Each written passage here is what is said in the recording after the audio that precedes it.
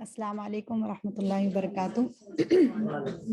अल्हम्दुलिल्लाहि रब्बिल आलमीन व सल्लल्लाहु अला नबिय्यिना मुहम्मदिन व अला आलिहि व अस्हाबिहि अजमाइन।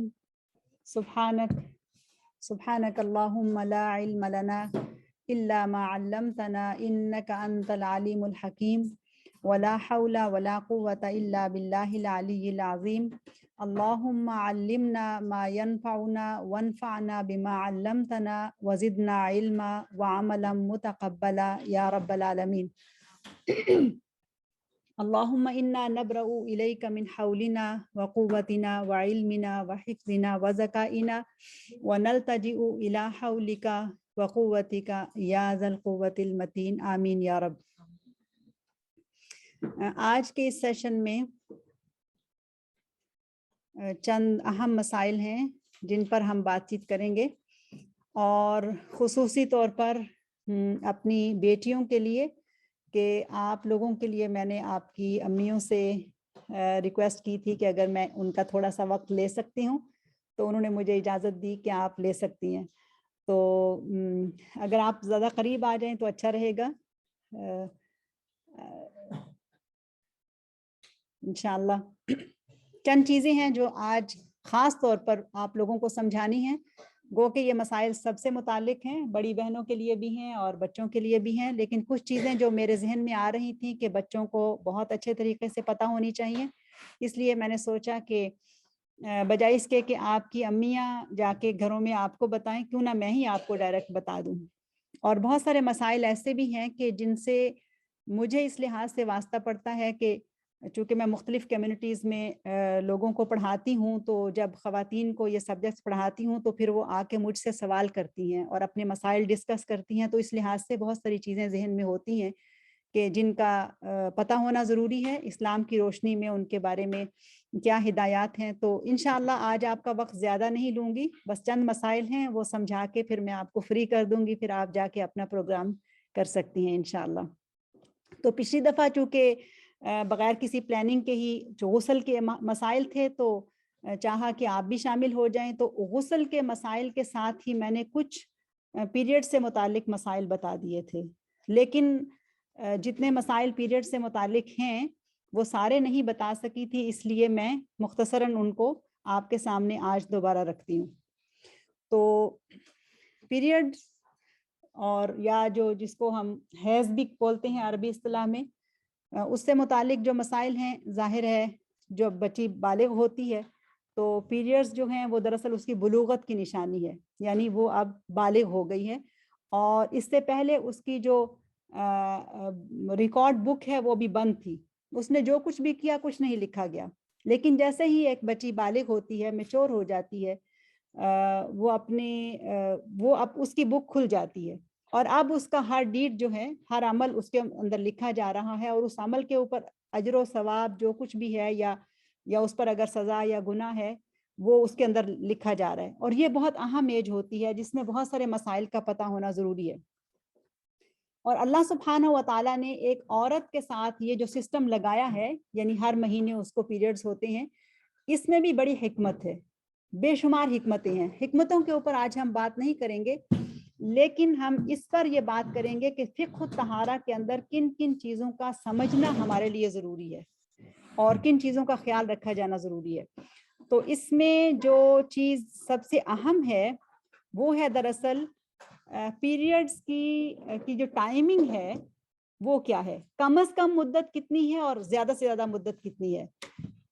आप समझ रही है ना, यानी कम से कम टाइम उसका कितना हो सकता है और ज़्यादा से ज़्यादा कितना हो सकता है। और ये बहुत अहम है। क्यों? इसलिए कि ये वो टाइम है, जैसा कि पिछली दफ़ा मैंने आपको बताया था कि इसमें हम नमाज नहीं पढ़ते, इसी तरह से हम जो मामूल की तिलावत है वो नहीं करते। जो अज़कार होते हैं मामूल के, जैसे सुबह के अज़कार हैं या बिस्तर पर जाने से पहले हम कुछ अज़कार पढ़ते हैं,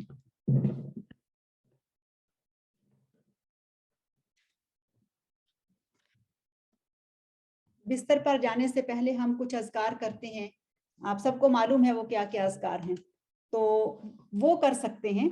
लेकिन जो रोज़ाना की तिलावत है उसको रोक देते हैं। ऐसे ही अगर रमज़ान आ जाए तो रोज़ा नहीं रखते हैं। तो इसमें कम से कम मुद्दत اور زیادہ سے زیادہ مدت.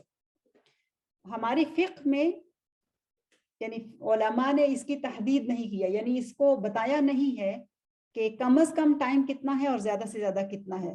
اور اس کی وجہ یہ بھی ہے کہ مختلف خواتین کے اندر مختلف جگہوں پہ رہنے والی, مختلف ملکوں اور مختلف ماحول سے تعلق رکھنے والی خواتین کے لیے یہ ٹائم مختلف ہو سکتا ہے. کچھ لوگوں کے اندر صرف 1 دن اور 1 رات ہوتی ہے, بعض ایسی بھی ہوتی ہیں جن کے اندر صرف 1 دن اور 1 رات ہوتی ہے. تو اس لحاظ سے علماء نے کم از کم مدت جو ہے وہ 1 دن اور 1 رات قرار دی ہے. 1 دن اور 1 رات, اس سے جو ہے نا وہ کم نہیں ہو سکتا. تو جو منیمم ہے ٹائم وہ 1 دن اور 1 رات کا ہے, اور جو میکسیمم ٹائم ہے وہ 10 دن ہے. یہ میکس ٹائم ہے 10 دن, 10 سے اوپر نہیں جا سکتا. اگر کسی کو 10 دن سے زیادہ بلیڈنگ ہوتی رہے تو پھر اس کے لیے کیا مسئلے ہیں وہ بھی ہماری فقہ نے ہمیں بتائے ہیں. اور یہ ضروری ہے اس لیے کہ ہماری نماز, ہماری عبادات اس کے اوپر ڈیپینڈ کرتی ہیں, اور ہم اگر پاک نہیں ہوتے تو ہم نماز نہیں پڑھ سکتے. اور اگر ہم کسی بیماری کی وجہ سے پاک ہیں اور ہم سمجھ رہے ہیں کہ ہمارے پیریڈز چل رہے ہیں اور ہم نمازیں مس کر رہے ہیں تو وہ بھی غلط ہے کہ ہم گناہگار ہوں گے. اور یہ جو بلوغت کی جو عمر ہے, یعنی جب بچیوں کے پیریڈ شروع ہوتے ہیں, یہ آج کل تو بہت ہی انسرٹنٹی ہے. جیسے اس سے پہلے یہ عمر 13 سے شروع ہوتی تھی, 13 ابو, اور 13 سے پہلے بہت کم ہوتا تھا کہ کسی بچی کو پیریڈ شروع ہو. 13 کے بعد ہوتے تھے. اگر بہت جلدی ہوا تو 12 سال, عموم ایسا نہیں ہوتا تھا. لیکن آج کل کھانے بہت فرق ہو گئے ہیں, ہیبٹس بہت فرق ہو گئی ہیں, حالات بہت مختلف ہو گئے ہیں, اور ہم جو کچھ بھی کھاتے ہیں اس کا ہمارے اوپر اثر ہوتا ہے. اور اب تو 9 سال سے بھی بچیوں کو پیریڈ شروع ہو رہے ہیں, جو کہ بہت ایک فکر کی بات ہے. ایسا ہونا نہیں چاہیے. یعنی 9 سال کی عمر ایک بہت چھوٹی عمر ہے جس میں ابھی بچی کو یہ سمجھ نہیں ہوتی کہ اس نے اپنے آپ کو کیسے سنبھالنا ہے, لیکن شروع ہو جاتی ہے. اور اس کی جو اس عمر میں جو یہ سلسلہ جو چلتا جاتا ہے اس کی بھی کوئی زیادہ تحدید تو نہیں ہے, لیکن 40 ابو یہ ختم بھی ہو سکتے ہیں, جس کو میناپوز کہتے ہیں, اور 50 سال پہ بھی ہو سکتے ہیں. تو اس کے درمیان میں یہ چیزیں جو ہیں وہ چلتی رہتی ہیں. اب ایک پیریڈ سے لے کے دوسرے پیریڈ کے درمیان کا جو وقت ہے, چاہے وہ کسی کے 3 ہفتے ہوں یا 4 ہفتے ہوں یا 5 ہفتے ہوں, وہ طہر کہلاتا ہے. یعنی یہ اس کی پاکی کا ٹائم ہے, وہ پیور ہے, صاف ہے اور پاک ہے. اور اس ٹائم کو بھی سمجھنا بہت ضروری ہے. کیوں؟ اس لیے کہ طلاق کے جو مسائل ہیں اس میں جو بتایا گیا ہے قرآن میں کہ جو ٹائم کاؤنٹ کرنا ہے, جو طلاق کی جو 3 اقسام ہیں اس کے اندر جو ٹائم کاؤنٹ ہوتا ہے وہ دراصل یہ طہر کا ٹائم ہوتا ہے, اور اس کا حساب رکھنا بہت ضروری ہوتا ہے. اور یہ بھی دراصل ہر عورت کا دوسرے سے مختلف ہو سکتا ہے. کسی کا طہر ہو سکتا ہے 3 ہفتے کا ہو, کسی کا ہو سکتا ہے 4 ہفتے کا ہو, کسی کا ہو سکتا ہے 5 ہفتے کا ہو. اور اسی طرح سے 15 دن سے کم جو ہے نا وہ نہیں ہو سکتے. یعنی کم از کم 15 دن لازم پاکی کی ہونی چاہیے. اگر 15 دن سے کم میں پیریڈ شروع ہو گئے تو پھر وہ پیریڈز نہیں ہے, وہ کوئی بیماری ہے, کوئی ڈیزیز ہے, کوئی مسئلہ ہے اس کے ساتھ جس کی وجہ سے ہو رہا ہے. تو جو میکس پاکی کا ٹائم ہے وہ 15 دن کا ہے, 15 ڈیز میکس. یہ جو درمیان میں جو ٹائم آئے گا نا, سوری میکس نہیں ہے, منیمم جو ہے وہ 15 دن کا ہے, اور میکسیمم ہر ایک کا ڈیفرنٹ ہوتا ہے. 5 ہفتے بھی ہو سکتے ہیں, بعض کے 6 ہفتے بھی ہوتے ہیں, اور عموماً 3 سے 4 کے درمیان ہوتا ہے. تو یہ چیز بہت اہم ہے کہ یہ جو پیریڈ درمیان کا ہے اس کا بھی خیال رکھا جائے. اب اس کے بعد جو پیریڈز ہوتے ہیں اس میں آپ سب کو معلوم ہے کہ ہم نماز نہیں پڑھ سکتے, اسی طرح سے ہم روزہ نہیں رکھ سکتے, قرآن مجید کی تلاوت نہیں کر سکتے. پھر ایک اور مسئلہ ہے جو کہ ابھی بچیوں سے متعلق تو نہیں, لیکن بچیوں کو بھی سمجھنا چاہیے کہ چائلڈ برتھ کے بعد جو بلیڈنگ ہوتی رہتی ہے وہ بھی دراصل ناپاکی کی حالت ہوتی ہے, اور اس کی بھی جو کم سے کم مدت ہے اس کا تو معلوم نہیں ہے, ہر ایک کی ڈیفرنٹ ہوتی ہے, لیکن اس کی جو میکس ہے مدت وہ 40 دن ہے, 40 سے اوپر نہیں. اگر 40 دن گزرنے کے بعد بھی بلیڈنگ ہو رہی ہے تو پھر وہ بیماری ہے, اور 40 دن کے بعد اس کو نماز وغیرہ پڑھنی ہوگی. اب اس میں ایک اور چیز سمجھنے کی ہے, خاص طور پر ہماری بہنوں کے لیے, بڑی بہنوں کے لیے, وہ یہ ہے کہ جس طرح سے پیریڈز کے دن ہوتے ہیں کسی کے 5 دن ہوتے ہیں, کسی کے 6, کسی کے 7, کسی کے 8. اور اگر اپنی سیٹ ٹائم کے دوران وہ پاک ہو جاتی ہے تو اس کے بعد وہ پاک ہے, وہ غسل کرے اور نماز ادا کرے. لیکن اگر بلیڈنگ سٹاپ نہیں ہو رہی ہے تو پھر وہ انتظار کرے گی, اور انتظار 10 دن تک ہوگا, یعنی 9 دن بھی انتظار کر سکتی ہے, اور 8 دن بھی انتظار کر سکتی ہے, 7 دن بھی کر سکتی ہے, ایسے ہی آگے چلتا چلا جائے. اور اگر 10 دن گزر گئے ہیں تو پھر بس اب اس نے مزید انتظار نہیں کرنا, اب اس نے غسل کر لینا ہے اور اس کے بعد اس نے نماز پڑھنی ہے. بالکل ایسے ہی نفاس میں بھی ہے, یعنی چائلڈ برتھ کے بعد بھی. ہمارے ہاں یہ ایک تصور ہے کہ 40 دن کے بعد ہی نہانا ہے اور 40 دن کے بعد ناپاکی ختم ہوتی ہے. یہ غلط ہے.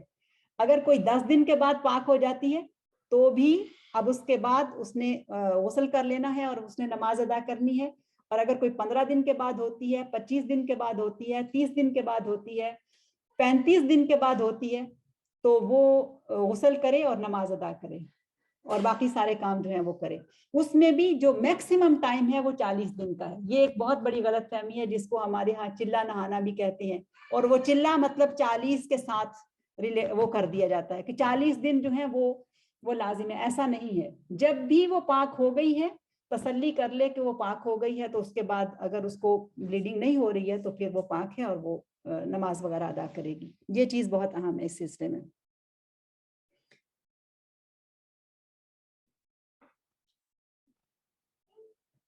اس سلسلے میں احادیث بھی ملتی ہیں. ام سلمہ رضی اللہ عنہا کی حدیث ہے, اس میں بھی انہوں نے یہ کہا ہے کہ عورتوں کا جو نفاس تھا رسول اللہ صلی اللہ علیہ وسلم کے زمانے میں, اس کی جو میکسیمم مدت تھی وہ 40 دن تھی, اور جب بھی وہ پاک ہو جائے وہ پاک ہے.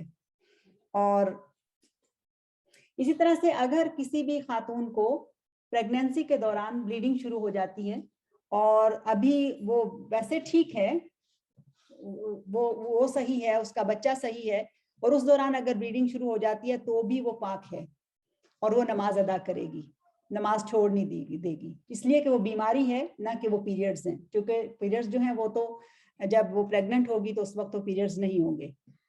یہ چیز بھی بہت لوگوں کو نہیں پتا ہوتی.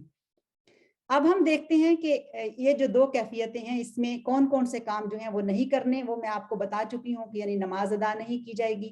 لیکن اس میں پچھلی دفعہ میں نے ایک بات بتائی تھی کہ اگر نماز کا ٹائم شروع ہو گیا ہے, مثلا ظہر کا ٹائم شروع ہو گیا 1 بجے, اور کسی نے نماز ادا نہیں کی اور 2 بج گئے ہیں, اب 2 بجے اس کو یا 2:15 بجے اس کو پیریڈ شروع ہو گئے ہیں, تو آپ سب کو معلوم ہو گیا ہے نا کہ اس نے وہ نماز ادا کرنی ہے. اب ظاہر ہے پیریڈز تو شروع ہو گئے ہیں, اب وہ کب وہ نماز ادا کرے گی؟ جب وہ پاک ہو جائے گی. اسی طرح سے ایک اور اہم مسئلہ یہ ہے کہ اگر کسی عورت نے نماز پڑھنی شروع کر دی تھی, وہ فرض ادا کر رہی ہے, یا اس نے ابھی سننا شروع کی ہیں اور وہ اس کے بعد فرض ادا کرنے والی ہے, اور اس دوران اس کے پیریڈ شروع ہو گئے ہیں, تو جس نماز کے اندر وہ تھی وہ نماز قضا کرے گی. اس لیے کہ جب اس نے شروع کی تھی نماز, اس وقت وہ نماز اس کے اوپر فرض تھی, اور وہ اس ٹائم کے اندر تھی جب اس نے نماز شروع کر لی. چونکہ اس نے نیت کر لی تھی, اس نے نماز میں داخل ہو چکی تھی. اب اگر اس کا ٹوٹ گیا ہے نماز تو پھر وہ اس نماز کو دہرائے گی, قضا کرے گی. یہ بہت اہم مسئلہ ہے. اور یہ بات بھی ہم کر چکے ہیں کہ نماز کی قضا نہیں ہے لیکن روزوں کی قضا ہے. اب روزوں کی قضا کے حوالے سے ایک بات میں آپ کو بتا دوں, اسپیشلی بچیوں کو. روزوں کے مسائل آگے چل کے آئیں گے تفصیل سے, لیکن اس میں ایک اہم مسئلہ وہ یہ ہے کہ جب روزے قضا ہو جائیں گے تو اگلے رمضان سے پہلے روزے رکھ لینے ہیں. اگر اگلے رمضان سے پہلے روزے نہیں رکھے ہیں تو پھر وہ اگلا رمضان گزر گیا اور اس کے بعد پچھلے رمضان والے روزے رکھے تو پھر 2 کام کرنے ہوں گے, روزے بھی رکھنے ہوں گے اور فدیہ بھی ادا کرنا ہوگا. صحیح, روزے بھی رکھنے ہوں گے اور فدیہ بھی ادا کرنا ہوگا. بہت سارے لوگوں کو اس مسئلے کا نہیں پتا ہوتا. تو اگر تو اگلا رمضان آنے سے پہلے کبھی بھی آپ نے شوال تک روزے رکھ لیے ہیں تو ٹھیک ہے, لیکن اگر کسی نے روزے نہیں رکھے تو پھر اس رمضان کے بعد جو فرض روزے ہیں وہ رکھے گی, اور پچھلے رمضان کے چھوٹنے والے روزے چاہے 6, 7, 8 جتنے بھی ہیں ان کا فدیہ بھی دینا ہے اور ان کی قضا بھی کرنی ہے. اس لیے کہ اس نے بلا وجہ دیر کی ہے. اس کے پاس پورے 11 مہینے تھے ان روزوں کی قضا کرنے کے لیے. اور یہ بات سمجھنے کی ہے کہ یہ جو نماز ہے اور یہ روزہ ہے یہ دراصل اللہ سبحانہ و تعالیٰ کا حق ہے. اور اللہ سبحانہ و تعالیٰ نے ہمارے اوپر فرض کیا ہے، تو اس لیے اس کا جو حق ہے اس کو ادا کرنا یہ سب سے ہماری اہم ذمہ داری ہے، اور پرائرٹی ہونی چاہیے کہ ہم اس کو پہلے ادا کریں، خام خواہ اس میں سستی نہ کریں۔ اب بعض لوگوں نے اس پر یہ بھی بات کی کہ قضا ہے تو فدیہ کیوں؟ فدیہ اس لیے کہ آپ نے اللہ تعالیٰ کے ایک حکم کو خام خواہ ٹالا، اور کتنا لمبا ٹائم تھا آپ کے پاس، 11 مہینے تھے آپ کے پاس، اور ہم نے ان 11 مہینوں میں اپنے اس قضا کو ادا کرنے کی کوشش نہیں کی، اس لیے فدیہ بھی ادا کیا جائے گا اگر خام خواہ تاخیر کی ہے۔ اگر کوئی شرعی عذر تھا، مثلا کوئی بیمار ہو گیا، یا خواتین جیسے پریگننٹ ہوتی ہیں اور اس وجہ سے وہ روزے نہیں رکھ پاتی، اور پریگننسی میں بھی ہمارے ہاں یہ ایک تصور بنا ہوا ہے کہ ہر پریگننٹ مدر جو ہے وہ روزے نہیں رکھ سکتی، ایسا نہیں ہے، وہ اپنی صحت کو دیکھے، اگر اس کی صحت ٹھیک ہے تو وہ روزہ رکھے، اگر اس کی صحت اور کمزور ہے اور بچے کو نقصان پہنچنے کا خطرہ ہے اور ڈاکٹر اس کو ایڈوائز کرتا ہے کہ تمہارے لیے روزہ صحیح نہیں ہے، تو پھر وہ اس کو چھوڑ سکتی ہے، اس کے لیے رخصت موجود ہے، تو اس چیز کا خیال رکھا جائے گا۔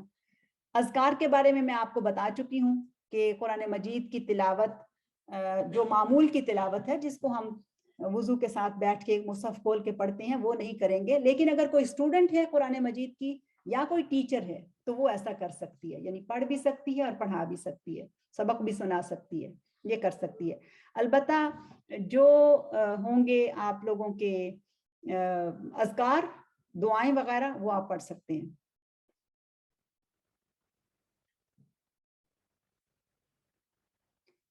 ایک اور اہم چیز ہے وہ کہ جو حیض کے دوران یا اگر چائلڈ برتھ کے بعد بلیڈنگ ہے تو اس دوران میں میاں بیوی کا تعلق یہ حرام ہے۔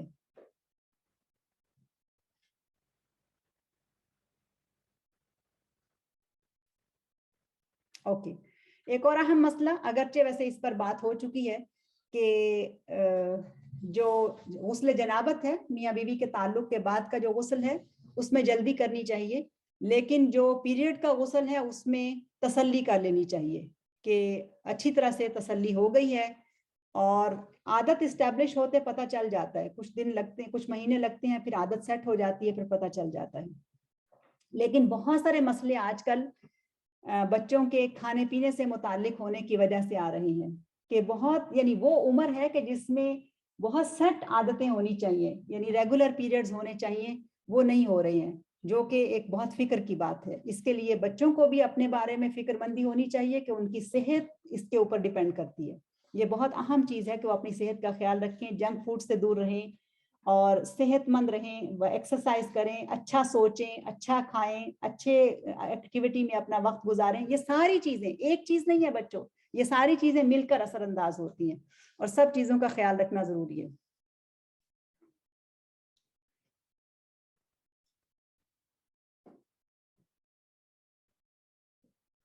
اگر کسی خاتون نے یا کسی بچی نے پیریڈ کے دوران 10 دن کے اندر غسل کیا، اور غسل کر لینے کے بعد پھر سے اس نے دیکھا کہ بلیڈنگ شروع ہو گئی ہے، تو وہ اپنی عادت کو دیکھے گی، یعنی اس کی عادت کیا تھی۔ اگر کئی سالوں تک اس کی عادت یہ ہے کہ اس کے دن بہت مخصوص تھے اور کبھی آگے پیچھے نہیں ہوتا تھا، مثلا کسی کی عادت 6 دن کی ہے اور کبھی بھی، یعنی سالوں تک 6 دن اس کے تھے اور کبھی کوئی مسئلہ نہیں ہوا، اب اس دفعہ ایسا ہو گیا کہ 6 دن سے زیادہ ہو گیا، تو وہ اپنی سیٹ عادت کو دیکھے گی۔ اگر اس کی عادت 6 دن کی تھی اور اس کے بعد اگر 1 دن یا 2 دن گزر گیا ہے تو پھر اس کو سپاٹنگ ہو گئی ہے، تو یہ اس کی بیماری ہے، اس کو اگنور کرے اور وہ غسل کر لے اور وہ نماز ادا کرے۔ لیکن اگر کسی کو اپنی سیٹ عادت کا پتہ نہیں تھا، یا ابھی اس کی عادت سیٹ نہیں ہوئی ہے، جیسے شروع ہو رہے ہیں تو اس میں بھی عادت سیٹ نہیں ہوتی ہے، تو پھر جو وہ انتظار کرے گی وہ 10 دن کا ہے، اگر میکسیمم ٹائم 10 دن کا ہے، اگر 8 دن کے بعد یا 9 دن کے بعد وہ پاک ہو جاتی ہے تو وہ پاک ہے اور وہ نماز وغیرہ ادا کرے گی۔ لیکن اگر اس کے بعد بھی خون جاری رہتا ہے تو پھر وہ غسل کرے گی، پاک ہو جائے گی، پاک پیڈ استعمال کرے گی، اور اس کو نکال کے ہر دفعہ دوبارہ وضو کرے گی، اور پاک پیڈ دوبارہ سے صاف پیڈ پہن کے پھر وہ نماز ادا کر لے گی۔ یہ بھی بہت اہم مسئلہ ہے۔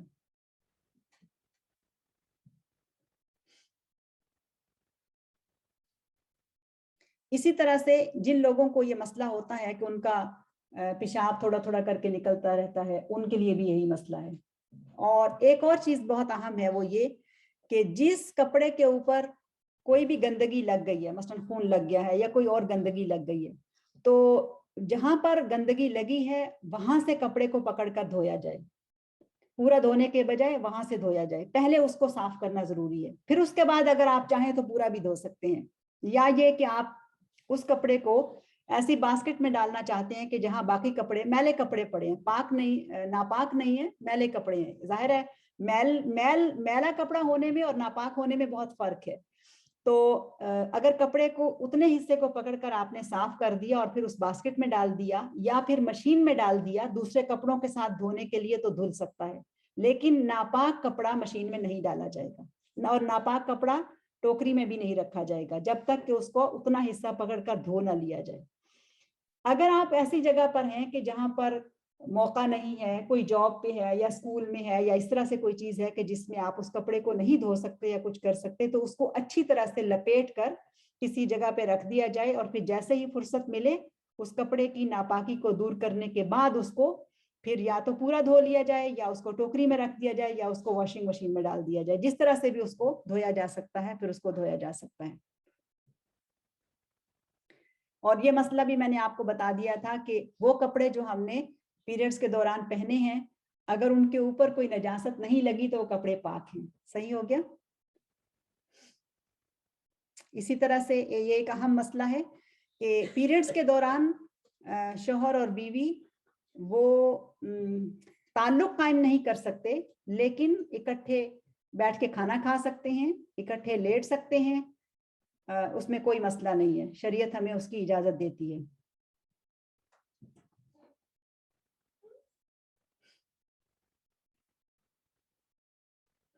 अच्छा, ये एक अहम मसला है। अगर किसी ने पीरियड्स के दौरान मियां बीवी वाला ताल्लुक कायम किया तो वो सख्त गुनाहगार है, ऐसा ताल्लुक कायम करना हराम है। अगर औरत जानती थी और उसने यानी बीवी जानती थी, उसको मालूम था और उसने मना किया, लेकिन उसके साथ उसके शौहर ने ज्यादती की है यानी जबरदस्ती किया है, तो फिर वो गुनाहगार नहीं है। लेकिन अगर उसमें उसकी भी मर्जी शामिल थी तो वो गुनाहगार है। और उसका कफारा है दरअसल 1 दीनार। और 1 दीनार इस तरह से है कि अगर शुरू के चंद दिन हो, मसलन पहले 3 दिन या 4 दिन हो तो 1 दीनार है, और अगर आखिर के दिन हो तो फिर निस्फ दीनार है। अब्दुल्लाह इब्न अब्बास रदी अल्लाह अन्हु की रिवायत है कि नबी सल्लल्लाहु अलैहि वसल्लम ने उस सहाबी के बारे में फैसला दिया जो हैज की हालत में अपनी बीवी के पास आए थे। फरमाया कि तुम 1 दीनार सदका करो, और अगर वो अय्याम आखिर के थे तो फिर आधा दीनार सदका करो। अब दीनार कितना होता है ये हमें करेंसी उसमें पता करना पड़ेगा, मालूम करना पड़ेगा कि कितना इसका कफारा है, और ये कफारा अदा कर देना चाहिए। और अगर किसी को ये मालूम नहीं होता है कि मखसूस दीनार की वो कीमत क्या है, तो वो जितना भी हो सके सदका कर दे, और अगर वो सदका कर देगा तो उसका कफारा अदा हो जाएगा। एक और अहम चीज है जो कि कहने के लिए तो मुश्किल है लेकिन बहुत ज़रूरी है कि मियाँ बीवी का जो ताल्लुक है उसमें जो आदाब हैं उनका भी ख्याल रखा जाए। इस्लाम ने हमें वो आदाब और तरीके भी सिखाए हैं जो कि अगरचे टीच करना और समझाना कदरे मुश्किल होता है, लेकिन इसको भी समझना बहुत ज़रूरी है। क्यों? ख़ास तौर पर इसलिए भी कि जिन हालात में हम हैं या जिस तरह से आजकल बहुत सारी बेहयाई है, ऐसी फिल्में, ऐसे ड्रामे, ऐसी चीज़ें जो हैं वो इतनी वायरल हैं और इतनी आसानी से वो लोगों की दस्तरस में है, तो ऐसे में अपने ख्यालात को पाकीज़ा रखना और अपने वो ताल्लुकात के जो जायज़ ताल्लुकात हैं उनको भी सही तरीके से कायम रखना ये बहुत ज़रूरी है। बाज़ औक़ात ऐसी गलतियाँ इंसान ज़िंदगी में करता है कि वो गलतियाँ उसकी नासमझी की गलतियाँ होती हैं और जहालत की गलतियाँ होती हैं, और ऐसी हरकत होती है कि जो उसने मासूमियत से कर दी, लेकिन उसकी जो मैरिड लाइफ है वो बर्बाद हो जाती है और बहुत सारे मसाइल उसके अंदर आते हैं। तो इन चीज़ों का ख्याल रखना भी बहुत ज़रूरी है कि एक तो ये कि बच्चे अपनी जो प्राइवेट टाइम है या अपना जो तन्हाई के औकात हैं जब वो बिल्कुल अकेले हैं, تو اپنے آپ کا خیال رکھیں، بڑے بھی خیال رکھیں اور بچے بھی خیال رکھیں کہ ان کی جو تنہائیاں ہیں، ان کا جو پرائیویٹ ٹائم ہے، اس میں اسپیشلی آج کل جس طرح سے ایکسیس ہے مختلف طرح کی ویڈیوز تک اور مختلف طرح کے گندے پروگراموں تک، وہ نہیں ہونا چاہیے. جتنی زیادہ بڑوں کی اور بچوں کی پرائیویٹ یا پرائیویسی جو ہے اور وہ ٹائم پاکیزہ ہوگا، اتنا ہی زیادہ ان کی صحت اچھی ہوگی اور اتنا ہی زیادہ ان کے جو تعلقات ہیں وہ اچھے ہوں گے. اور مجھے امید ہے کہ آپ یہ بات اچھی طرح سے سمجھ رہی ہیں. پھر بہت کم والدین اپنے بچوں کو یہ بھی سمجھاتے ہیں یا یہ کہ بچے خود اس بات کا اہتمام کرتے ہیں کہ رسول اللہ صلی اللہ علیہ وسلم نے ہمیں ایک دعا سکھائی ہے، اور وہ دعا بہت اہم دعا ہے کہ جو ازدواجی تعلق سے پہلے مانگی جانی چاہیے، اور انتہائی خوبصورت دعا ہے. فرمایا کہ جب بھی کوئی شخص اپنی بیوی کے پاس جائے، اور دونوں یعنی بیوی ہو یا ہسبینڈ ہو دونوں، وہ کہیں کہ بسم اللہ اللہم جنبنا الشیطان وجنب الشیطان ما رزقتنا. بہت ہی خوبصورت الفاظ ہیں. اور اگر اس پہ تھوڑا سا غور کیا جائے تو یہ دراصل وہ کانشیسنیس ہے کہ جو انسان اس وقت بھی قائم رکھتا ہے کہ اس کو یاد ہے کہ اس کے رب کی کچھ تعلیمات اس کے لیے ہیں. کتنی عجیب بات ہے یہ کہ ایک بہت ہی پرائیویٹ سا معاملہ ہے، ایک بہت پاکیزہ سا معاملہ ہے، لیکن اس وقت بھی آپ اللہ سبحانہ و تعالیٰ کو یاد کر رہے ہیں، اس وقت بھی اس کی پریزنس جو ہے وہ آپ کے ساتھ موجود ہے. اور اس وقت جو شخص اپنے اوپر قابو رکھنے میں اور اپنے رب کو راضی رکھنے میں کامیاب ہو جاتا ہے، اللہ تعالیٰ کو یاد کر لیتا ہے، اس کا نام لے لیتا ہے بسم اللہ کہہ کے، اور پھر اللہم جنبنا الشیطان، اے اللہ تعالیٰ تو ہمیں شیطان سے بچا، اور پھر جو کچھ تو ہمیں عطا فرمائے اس کو بھی تو شیطان سے بچا کر رکھ. یہ بہت ہی اہم دعا ہے جس کو ہمیں خود بھی پتہ ہونا چاہیے اور ہمارے بچوں کو بھی، خاص طور پر وہ بچے کے جو ازدواجی زندگی میں داخل ہو رہے ہیں یا عنقریب داخل ہوں گے، ان کو بھی یہ بات پتہ ہونی چاہیے. ویسے تو میرا دل چاہتا ہے کہ ہم اپنے بچوں کے لیے جس طرح سے فقہ الطہارہ پڑھا رہے ہیں، ایسے ہی ہمیں ان کو فقہ النکاح بھی پڑھانی چاہیے، اور بہت ضروری ہے. یہ پورا ایک سبجیکٹ ہے، جس طرح سے فقہ الطہارہ ایک پورا سبجیکٹ ہے، ایسے ہی فقہ النکاح ایک پورا سبجیکٹ ہے، اور اس کو بھی اچھی طرح سے پڑھا جانا چاہیے. انشاءاللہ اگر ہمارا نیت اور ارادہ ہوگا تو اللہ تعالیٰ ضرور ہمیں سیکھنے کے اسباب پیدا ہمارے لیے کر دیں گے انشاءاللہ. پھر اسی سے متعلق ایک اور چیز ہے، وہ ہے دراصل ہوموسیکچویلٹی، جو کہ بہت ایک عام چیز بن چکی ہے، بلکہ ہم لوگ آہستہ آہستہ اس کے اس طرح سے سن کے اور اس ماحول میں رہتے ہوئے اس کے عادی ہوتے جا رہے ہیں، جس کو آپ لیزبن بھی کہہ سکتے ہیں، گے بھی کہہ سکتے ہیں، اس طرح کی جتنے بھی لفظ اس کے لیے آتے ہیں. یہ بات یاد رکھیے کہ یہ ایک ایسا گندا غلیظ عمل ہے کہ جس سے ایک مسلمان مرد، عورت، بچے، بچی کو نفرت کرنی چاہیے. نفرت اس کے دل کے اندر ہونی چاہیے. اگرچہ ہم اسکولوں میں ہیں، اگرچہ وہاں پر بہت سارے مسائل ہیں، اگرچہ وہاں پر بہت سارے لوگوں سے ہم ظاہر ہے بات چیت کر رہے ہوتے ہیں، تعلق ہوتا ہے، اس طرح کا دوستیاں ہوتی ہیں کلاس میٹس کے ساتھ، پیئر پریشر ہوتا ہے بچوں کے اوپر، بہت ساری چیزیں ہوتی ہیں، لیکن ایک مسلمان ہونے کی حیثیت سے اس عمل کی نفرت ہمارے دلوں کے اندر ضرور ہونی چاہیے، ضرور ہونی چاہیے کہ یہ ایسا عمل ہے کہ جو انتہائی گندا ہے اور کسی بھی طرح سے ہمارے لیے قابل قبول نہیں ہے. یہ انسانیت کے ساتھ، ہیومینٹی کے ساتھ ظلم ہے، یہ ہیومینٹی کے ساتھ ظلم ہے، سب کے ساتھ یہ ظلم ہے. انسانوں جیسا یہ عمل کوئی ہے ہی نہیں ہے. کوئی انسان جو اخلاق رکھتا ہے، جو مینر رکھتا ہے، جس کو کچھ بھی شعور ہے، وہ اس حیوانی عمل سے کے قریب بھی نہیں جا سکتا ہے. لیکن اگر کوئی شخص انسان ہو کے بھی حیوانوں سے بدتر بننا چاہتا ہے تو یہ اس کی اپنی مرضی ہے. اسی عمل کو قوم عمل لوط کہا جاتا ہے، اور سب سے پہلے لوط علیہ السلام جو ایک نبی تھے، ان کی قوم نے یہ حرکت کی تھی اور ان کو شدید ترین سزائیں دی گئی تھی. اور ایسے ہی ظاہر ہے جو شخص بھی ایسا کرے گا وہ اگر دنیا میں نہ بھی سزا پائے، اللہ تعالیٰ کے ہاں اس کے لیے شدید سزا ہے. اب یہاں پر ایک اور چیز ہے اور وہ اہم ہے، وہ یہ کہ جن بچوں کو یا جن بڑوں کو بھی اس بات کی تمیز نہیں کہ وہ کیا دیکھ رہے ہیں، وہ کیا کر رہے ہیں، یا بعض اوقات لڑکے لڑکوں کے ساتھ دوستی کر لیتے ہیں اور لڑکیاں لڑکیوں کے ساتھ دوستی کر لیتی ہیں، اور ان کا کچھ وقت جو کہ ناجائز یا غلط وقت ہے وہ اکٹھے گزرتا ہے. یقین مانیں کہ اگر وہ بعد میں توبہ بھی کر لیں اور وہ راہ راست پر بھی آ جائیں، اور پھر جب ان کی شادیاں ہو جاتی ہیں تو ان کی جو میرڈ لائف ہے وہ کامیاب نہیں ہوتی، کیونکہ وہ ایک غلطی کر چکے ہوتے ہیں، وہ پھر نارمل زندگی نہیں گزار سکتے. اس لیے بھی بہت ضروری ہے کہ یہ چیز اس کو ذہن میں رکھا جائے اور اس سے بہت زیادہ بچنے کی کوشش کی جائے. پورنوگرافی پر جو فلمیں ہیں اتنی عام ہیں، ویڈیوز اس طرح کی اتنی عام ہیں، اور ایسی ذہنیت کے جو لوگ ہیں وہ نہ صرف خود برباد ہوتے ہیں بلکہ اپنے ارد گرد والے لوگوں کو بھی برباد کر دیتے ہیں اور ان کو ذہنی مریض بنا کے رکھ دیتے ہیں. اب یہ بات میں نے کیوں کی ہے؟ یہ بات میں نے اس لیے کی ہے، بڑے لوگوں کے لیے بھی اور بچوں کے لیے بھی، بچوں سے مطلب یعنی بالغ بچیاں، ان کے لیے بھی، کہ ہسبینڈ وائف کا جو تعلق ہے اللہ تعالیٰ نے اس کے لیے ہمیں آداب بتائے ہیں، دعا بھی سکھا دی، اور دوسرا یہ بھی کہ اسلام نے بہت ہی خوبصورتی سے بتایا کہ نساؤکم حرث لکم فأتوا حرثکم انا شئتم، یعنی جو تعلق ہوگا ایک پاکیزہ تعلق ہوگا، نکاح کے بعد تعلق ہوگا، اس کے لیے بھی ایک طریقہ موجود ہے اور اس کے بھی آداب موجود ہیں. اب جب اسلام آیا تو یہود و نصارہ وہاں پر موجود تھے، یعنی کرسچنز تھے اور جو موجود تھے، مدینہ میں بہت سارے جوز رہتے تھے. انہوں نے اس تعلق کے اندر کوئی، ان کے پاس کوئی ہدایت نہیں تھی، خام خواہ کی تنگی پیدا کی ہوئی تھی اور مختلف طرح کی عجیب و غریب باتیں تھیں.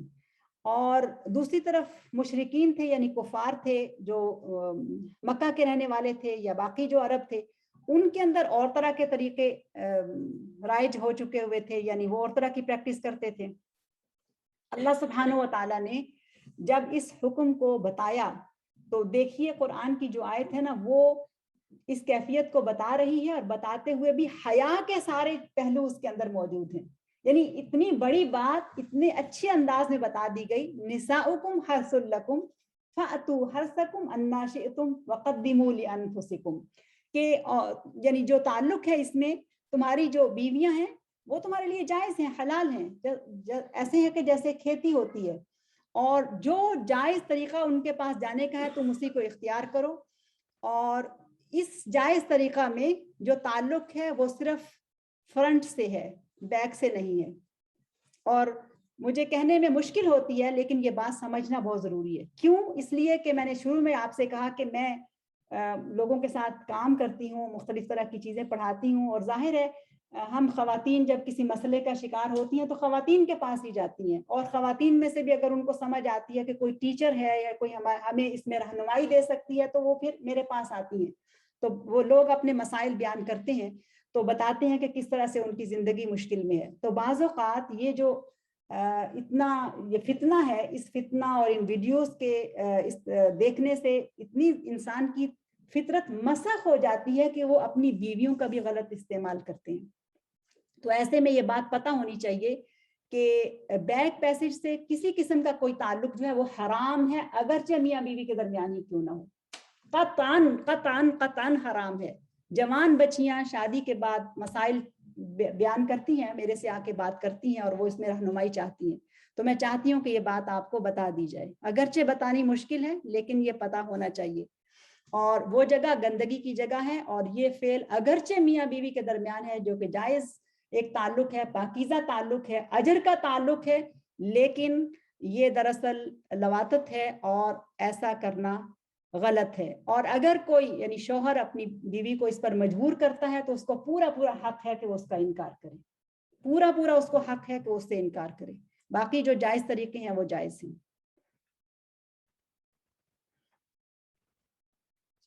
اس سے اگلی چیز وہ بہت اہم ہے، وہ ہے کہ میاں بیوی کے رازوں کی حفاظت، اور یہ بھی بہت اہم چیز ہے.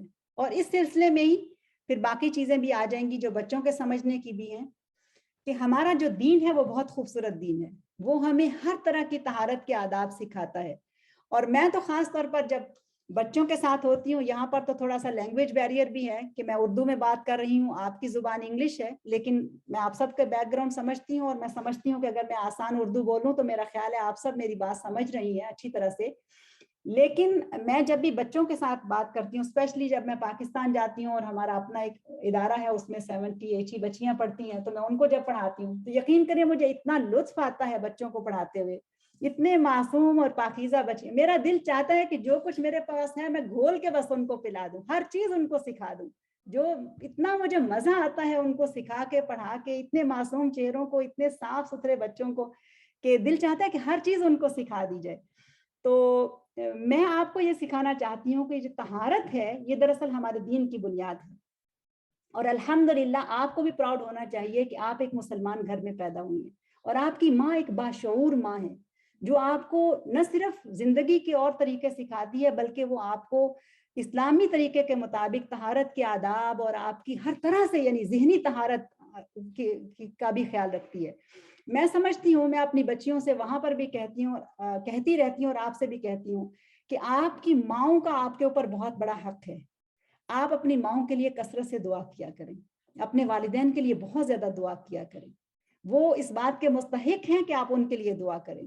بلکہ میں آپ کے ساتھ اپنا ایک عمل شیئر کرتی ہوں، اگر آپ کو یاد رہ گیا تو انشاءاللہ آپ اس کو زندگی بھر کرتی رہیں گی، کہ اگر ہو سکے تو آپ لوگ نماز کے دوران 2 سجود کے اندر جو دعا ہے نا، رب اغفر لی، اور رب اغفر لی کے ساتھ ولی والدیہ لگا لیا کریں۔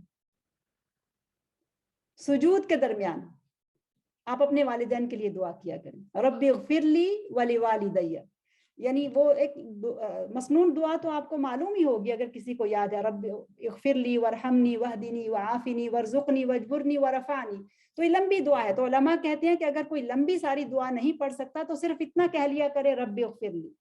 تو میں آپ سے یہ کہہ رہی ہوں کہ رب اغفر لی کے ساتھ ولی والدیہ بھی لگا لیا کریں، اور 2 سجود کے درمیان جو وقت ہے وہ انتہائی اہم وقت ہے، کہ جب انسان اللہ سبحانہ و تعالیٰ کے قریب ہے سجدے میں، تو جب وہ ان سجود کے درمیان اپنے لیے کہہ رہا ہے کہ اللہ تعالیٰ تو مجھے معاف کر دے، تو اس کو چاہیے کہ وہ اپنے والدین کے لیے بھی دعا کرے، وہ کہے کہ مجھے معاف کر دے، میرے والدین کو بھی معاف کر دے۔ تو اگر آپ سے یہ ہو سکے تو آپ یہ ضرور کریں۔ اور ویسے بھی نماز میں یہ بات یاد رکھو بچوں کہ نماز ہمیشہ سکون سے پڑھا کریں، یعنی کبھی کبھی تو ٹھیک ہے، ہو جاتا ہے کہ آپ جلدی میں ہیں، آپ اسکول میں ہیں، آپ کو اسکول میں تو بعض اوقات صرف آپ فرض بھی ادا کر لیں تو یہ آپ کا جہاد ہے، جن حالات اور ماحول میں آپ ہیں تو آپ اپنے فرض پہ بھی قائم رہیں، لیکن 5 نمازوں میں سے کوئی ایک نماز ایسی ہونی چاہیے جس کو آپ سکون سے پڑھیں۔ اور جب نماز بندہ پڑھتا ہے، بچہ جب ہم نماز پڑھتے ہیں تو ایک سجدے سے جب اٹھتے ہیں اور دوسرے سجدے میں جاتے ہیں تو بہت جلدی جلدی جانے کے بجائے اگر ہم سکون سے ذرا سیدھے بیٹھ جائیں اور ہم کہیں کہ رب اغفر لی ولی والدیہ ایک دفعہ کہہ لیں، یا ہم اتنا کہہ لیں، تھوڑا سا اضافہ کر لیں کہ رب اغفر لی ولی والدیہ رب ارحمہما کما ربیانی صغیرا، تو یہ تو سونے پر سہاگا ہے، یہ تو بہت ہی اچھی بات ہو جائے گی اگر ایسا کر سکیں۔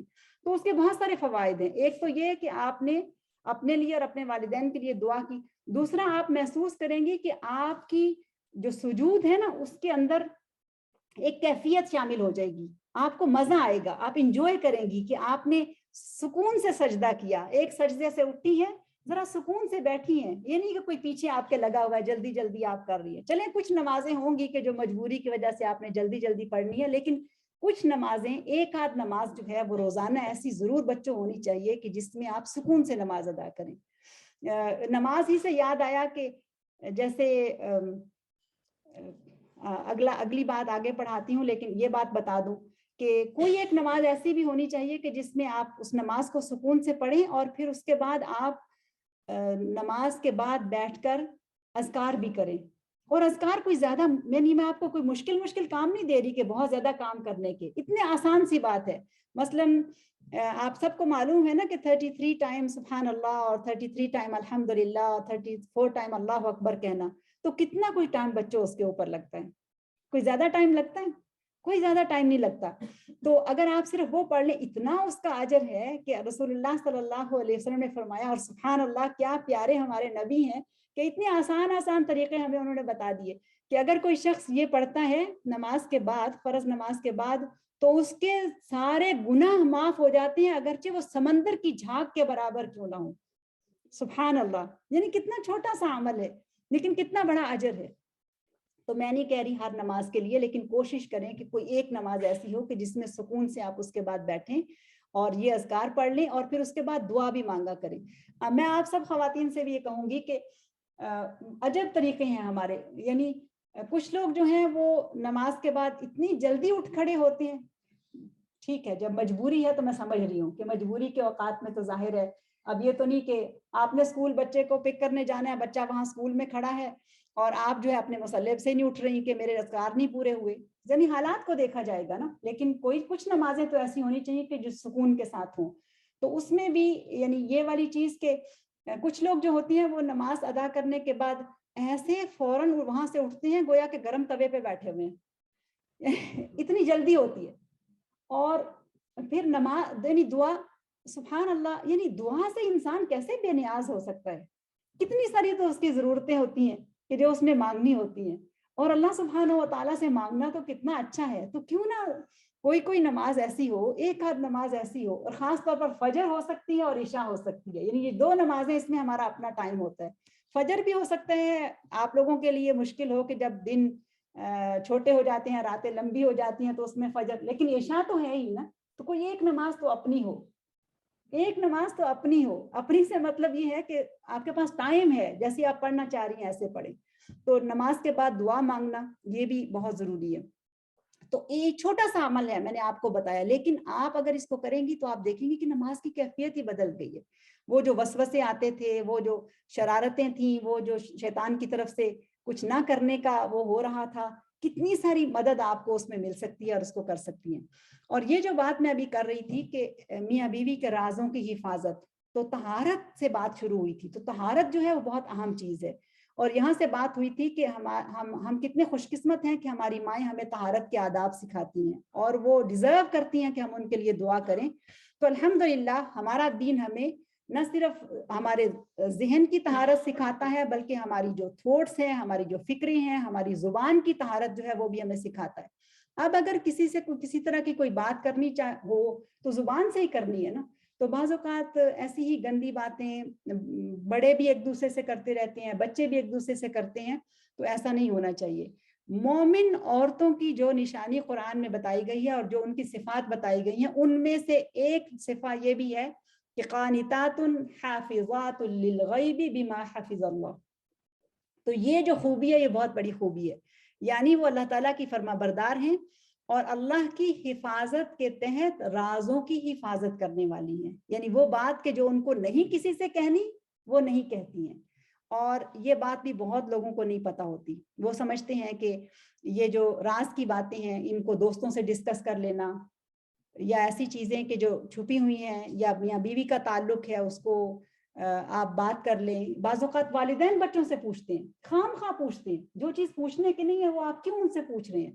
کوئی بات سمجھانی ہے تو اچھے طریقے سے سمجھا دیں، لیکن بچوں سے ایسی کوئی بات پوچھنا یا اس طرح کی کوئی بات دوسروں سے کرنا یہ بہت بڑا گناہ ہے، ہمیں معلوم نہیں ہوتا۔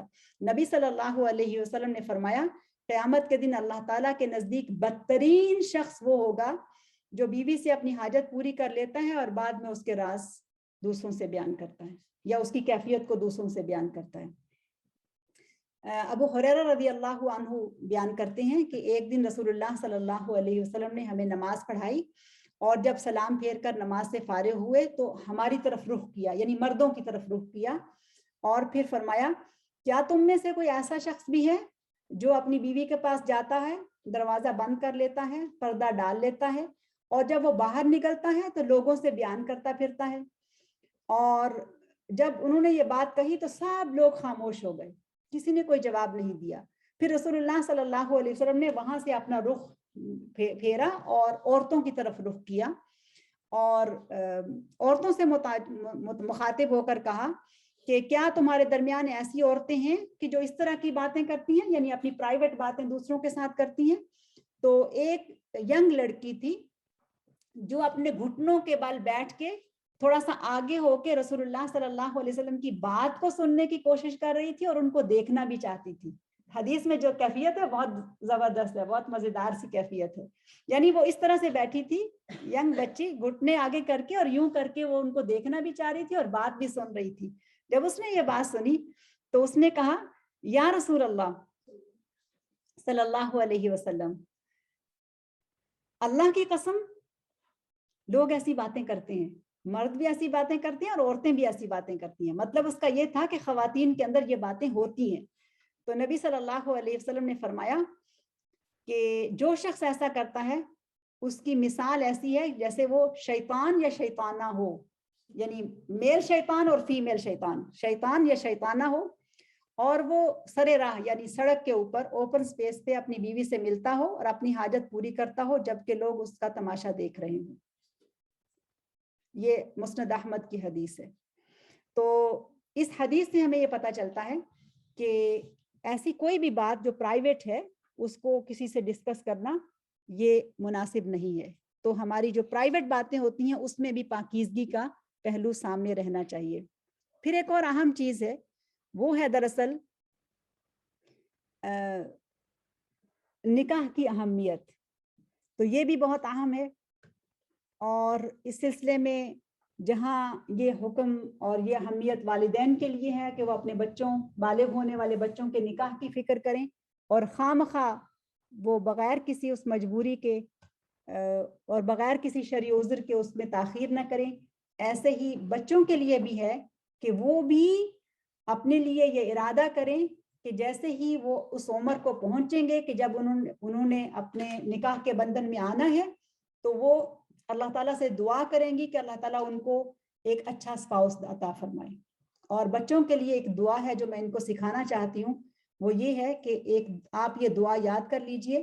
اگرچہ والدین تو مانگتے ہی ہیں دعا اور والدین کی ذمہ داری بھی ہے وہ دعا مانگے، لیکن میں نے یہ دیکھا ہے کہ بعض اوقات والدین اس دعا کو اپنے تک ہی رکھتے ہیں اور خود ہی مانگتے رہتے ہیں، جبکہ جس کے فرض کو ادا کرنا ہے اس کو بھی بتایا جانا چاہیے کہ تمہیں بھی یہ دعا مانگنے کی ضرورت ہے. اور یہ بہت ضروری ہے کہ آپ بچوں کو بتائیں اور ان کو یہ بتائیں کہ یہ دعا کتنی اہم دعا ہے اور آپ بھی یہ دعا مانگیں. جو بچے بالغ ہو گئے ہیں وہ یہ دعا مانگیں کہ اللہ سبحانہ و تعالیٰ اس دعا کی برکت سے ان کی عزت عصمت کی حفاظت کرے اور ان کو اچھا جوڑا جو ہے عطا فرمائے، اچھے اسپاؤسز ان کو عطا فرمائے. اور یہ دعا ہے کہ جو سیدنا موسیٰ علیہ الصلوۃ والسلام نے مانگی تھی جب وہ اپنے ملک سے نکل کر آ گئے تھے اور ایسی کیفیت میں تھے کہ ان کے لیے کوئی بھی مدد نہیں تھی، کوئی ان کا گھر نہیں تھا، کوئی ٹھکانہ نہیں تھا. تو اللہ سبحانہ و تعالیٰ نے اس دعا کی برکت سے نہ صرف ان کو گھر دیا بلکہ ان کو اسپاؤس عطا کیا، ان کی یعنی شادی ہو گئی، اور پھر اس کے بعد اللہ تعالیٰ نے ان کو نبوت بھی عطا کی. تو یہ بہت پاورفل دعا ہے، کبھی بھی اس کو اس دعا کی جو طاقت ہے یا اس کی پاور ہے اس کو انڈر ایسٹیمیٹ نہ کریں، اور بہت ہی خوبصورت اور بہت جامع دعا ہے. رب انی لما انزلت الی من خیر فقیر، رب انی لما انزلت الی من خیر فقیر. اے اللہ تعالیٰ جو خیر بھی تو مجھے عطا کرے میں اس کا محتاج ہوں، مجھے اس کی ضرورت ہے. اب اس خیر میں تو بہت ساری چیزیں ہیں، یعنی اس خیر کے اندر تو انسان کی اپنی عزت ہے، اس کی حفاظت ہے، اس میں اچھے اسپاؤس کے لیے اس کے ملنے کی دعا ہے. پھر جب شعوری طور پر یہ دعا مانگی جائے گی تو ذہن فوکس رہیں گے کہ مجھے جس کی زندگی میں داخل ہونا ہے، جس کے ساتھ اپنا تعلق بنانا ہے، مجھے اس میں خیر چاہیے.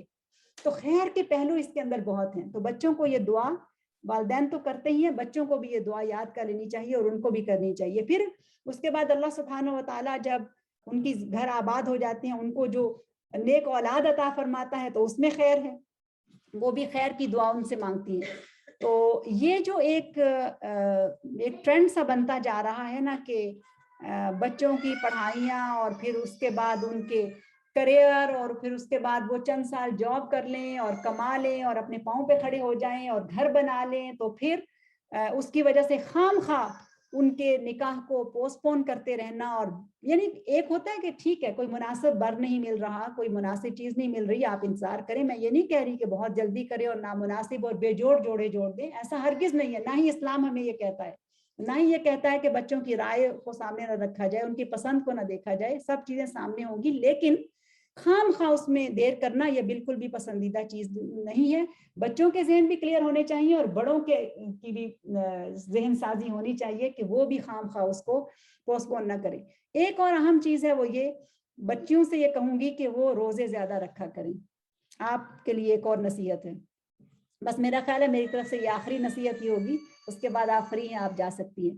کوشش کریں کہ آپ روزے رکھا کریں, اور رسول اللہ صلی اللہ علیہ وسلم نے ہمیں یہ تعلیم دی ہے کہ جو یوتھ ہے ان کو روزے زیادہ رکھنے چاہیے. روزہ دراصل انسانی نفس کی بہت اچھی تربیت کرتا ہے.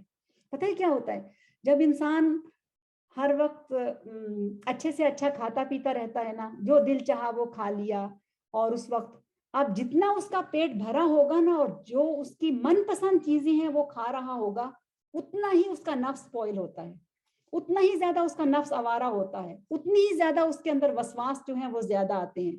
کہ ظاہر ہے اب اس کا نفس جو ہے وہ پیٹ کی کو بھرنے کے لیے اور پسندیدہ چیزیں کھانے کے لیے تو وہ انجوائے کر رہے ہیں, ہر چیز اپنی پسند کی کھاتا جا رہا ہے. جب وہاں پر ہم اس کو سپوائل کرتے ہیں نا تو پھر اس کے بعد دوسری طرف سے وہ سپوائل ہونا شروع ہو جاتا ہے. تو ایسی صورت میں روزہ جو ہے نا وہ اس کو ڈسپلن سکھاتا ہے. تو بچوں کو چاہیے کہ وہ روزے اکثر رکھا کریں. مجھے امید ہے انشاءاللہ میری یہ نصیحت آپ کو پسند آئے گی, اور اگر زیادہ نہیں تو ہفتے میں 1 روزہ رکھ لیا کریں یا 2 رکھ لیا کریں, منڈے اور تھرسڈے کا رکھ لیں, اور اگر یہ بھی نہیں کر سکتے تو مہینے میں 1 روزہ رکھ لیا کریں. اور اگر یہ بھی نہیں ہو سکتا تو آپ سب کو معلوم ہے کہ کچھ مخصوص دنوں کے روزے ہیں جو رکھے جاتے ہیں, جیسے شوال کے 6 روزے ہیں. مجھے امید ہے سب بچیاں رمضان کے روزے تو رکھتی ہی ہوں گی, یقیناً رکھتی ہوں گی, لیکن اس کے علاوہ بھی کبھی کبھی, ابھی جیسے پرسوں 1 روزہ آ رہا ہے, پرسوں نہیں کل 1 روزہ, کل اور پرسوں کا 2 روزے آ رہے ہیں, عاشورہ کا روزہ ہے. تو یہ شہر اللہ المحرم, یہ بہت فضیلت والا روزہ ہے. ایک پہلے سال کے گناہ جو ہیں, پورے 1 سال کے گناہ معاف ہو جاتے ہیں. کتنا آسان کام ہے. اور پھر کثرت سے استغفار کرنا, نماز کے اندر دل لگانا, اور اچھے طریقے سے تھوڑا چاہے عمل کریں لیکن اچھے طریقے سے, اچھی طہارت حاصل کر کے اچھے طریقے سے اس کو کرنا. اللہ تعالیٰ آپ کے دین, ایمان, اخلاق کی حفاظت فرمائے. اور جزاکم اللہ خیر کہ آج آپ نے مجھے سنا, اور اگر اس میں کوئی ایسی بات میں نے کہی کہ جو مشکل تھی یا آپ کے لیے شاید مناسب نہیں تھی تو میں اس پر معذرت کرتی ہوں, لیکن مجھے امید ہے کہ یہ وہ باتیں ہیں کہ جو آپ کے لیے فائدہ مند ہے انشاءاللہ. تو اب آپ فری ہیں, آپ انشاءاللہ جا کے اپنا پروگرام کر سکتی ہیں. کچھ چیزیں ایسی ہیں کہ جو میں آپ سب سے شیئر کروں گی, پھر انشاءاللہ ہم اس کو ختم کر لیں گے. اوہ اچھا, کوئی کوشچن ہے؟ لکھ کے دے دیں, لکھ کے دے دیجیے. ہاں آپ لکھ کے بھیج دیجیے انشاءاللہ, پھر یا آج ہی یا پھر اگلے سیشن میں آپ کو پہلے کوشچنز کے آنسرز دے دیے جائیں گے. صحیح انشاءاللہ. لیکن ضرور پوچھیے گا, کوئی بھی ڈاؤٹ اگر ذہن میں ہے, کوئی بھی ایسی چیز آ رہی ہے جو آپ کو یہ ہوتا ہے نا جیسے سمجھ اس کی نہیں آ رہی, یا ایسے کیوں ہے, کیوں کہا گیا ہے, کوئی بھی بات ہو تو آپ مجھے پوچھ لیجیے گا انشاءاللہ. ٹھیک ہے, تو ٹھیک ہے, ہم اپنا سلسلہ شروع رکھتے ہیں. تو بات ہو رہی تھی دراصل نکاح سے متعلق. جی وہی سلسلہ آگے چل رہا ہے. آگے کچھ چیزیں ہیں کہ جو ہم انشاءاللہ کریں گے, اور یہ بڑوں کے سمجھنے کی بھی ہیں. رسول اللہ صلی اللہ علیہ وسلم نے یہ فرمایا کہ اے نوجوانوں, تم میں سے جو کوئی بھی نکاح کی استطاعت رکھتا ہو وہ نکاح کر لے, کیونکہ نکاح غض بصر اور شرمگاہ کی حفاظت کا سبب ہے. تو میں نے مختصر تو بچوں کے لیے کر دیا کہ انہوں نے جانا ہے, لیکن بڑوں سے مجھے یہ درخواست کرنی ہے کہ بلا وجہ اپنے بچوں کے نکاح کو ڈیلے نہ کریں, صرف اس لیے کہ بس اب اس کی ڈگری پوری ہو گئی اور اب اس کے بعد وہ اپنے پاؤں پہ کھڑا ہو جائے, اور گھر کی مورگیج بہت ہے اس میں وہ ہاتھ بٹا لے اور گھر اپنا خرید لے, اور یہ اور وہ, یہ سب آپ کو نہیں معلوم, میرا خیال ہے معلوم ہے, لیکن بچے کتنی مشکل میں ہیں. کیوں خام خواہ ان کے اخلاق اور کردار کو ہم برباد کرنے میں لگے ہوئے, کیوں خام خواہ ہم دیر کرتے ہیں اس میں. تو جتنا بھی جلدی ہو سکے جوان بچوں اور بچیوں کے نکاح کی فکر کیجیے. ممکن ہے آپ میں سے کوئی کہے کہ اگر بچے ہی نہیں مانتے, بچوں کے نہ ماننے کی بھی تو وجوہات ہوں گی.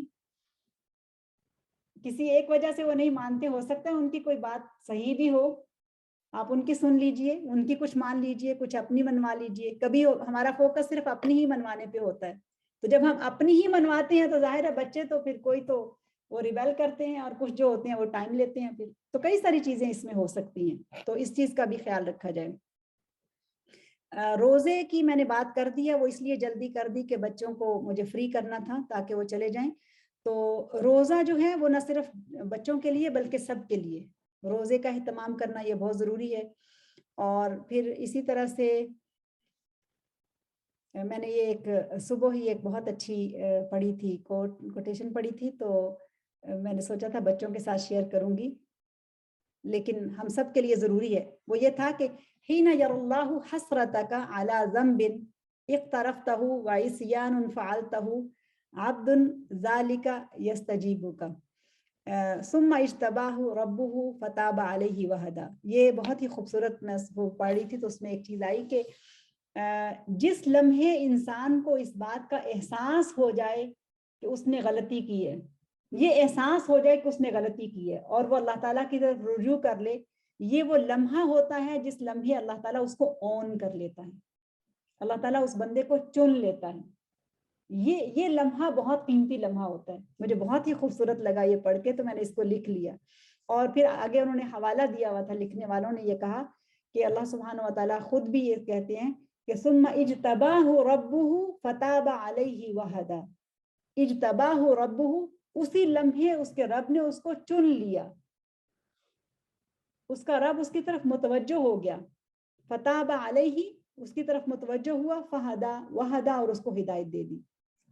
تو جب کوئی چیز معلوم ہو جائے یا جب بھی اپنی غلطی کا احساس ہو جائے انسان کو، تو اس غلطی کو کسی دوسرے سے ڈسکس کرنے کی ضرورت نہیں، بلکہ اپنے رب سے تعلق قائم کر کے فوراً سے معافی مانگ لی جائے اور آئندہ نہ کرنے کا عزم کر لیا جائے۔ اس کا مطلب یہ نہیں کہ آئندہ غلطی نہیں ہوگی، غلطی پھر بھی ہو سکتی ہے، لیکن اپنی غلطیوں کو کے اوپر ایکسکیوزز نہ بنائے جائیں۔ یہ اصل چیز یہ ہے۔ اچھا، یہاں پر جو چیز میں نے لکھی ہے ان نکات کے اندر، وہ اس میں یہ بھی ہے کہ کبھی کبھار ایسا ہوتا ہے یا بعض اوقات ایسا ہوتا ہے کہ والدین اپنے بچوں کے نکاح کے حوالے سے تو فکر مند ہوتے ہی ہیں، لیکن اپنی فیملیز کے اندر اگر کوئی لڑکی کو طلاق ہو جاتی ہے یا کوئی بیوہ ہو جاتی ہے، اسی طرح سے لڑکوں کے ساتھ بھی اگر ایسا ہوتا ہے معاملہ، تو ان کے نکاح ثانی کی طرف ہمارا معاشرہ ہمیں بالکل نہیں متوجہ کرتا، جبکہ اس کی بھی فکر کرنے کی ضرورت ہے۔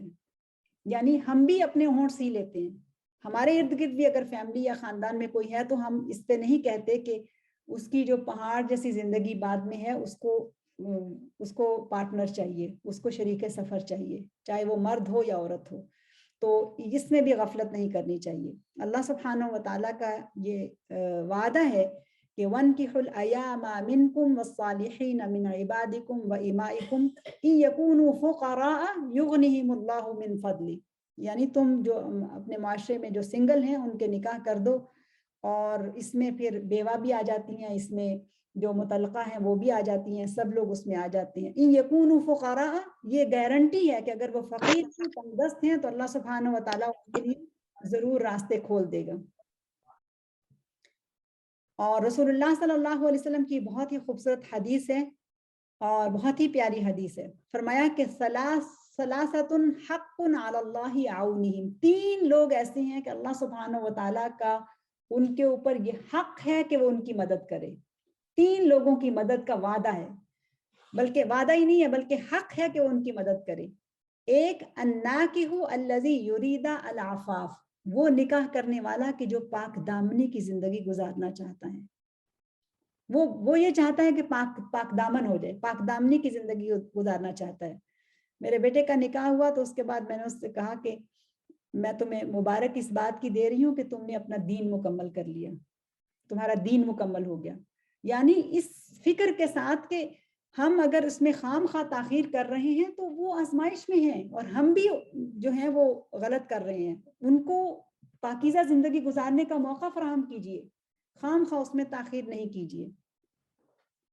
اور ان تین میں سے پہلا یہ ہے وہ کہ جو نکاح کرنا کا وہ نکاح کرتا ہے جو عفاف یعنی پاک دامنی کے لیے، اور دوسرا وہ غلام ہے یا وہ شخص ہے کہ جو اپنی غلامی کی قیمت ادا کرنے کے لیے مال اکٹھا کرتا رہتا ہے، اور وہ چاہتا ہے کہ وہ مال دے کر اپنے آپ کو غلامی سے آزاد کر لے۔ اللہ تعالیٰ کا وعدہ ہے کہ وہ اس کی مدد کرے گا۔ اور تیسرا اللہ کی راہ کا مجاہد۔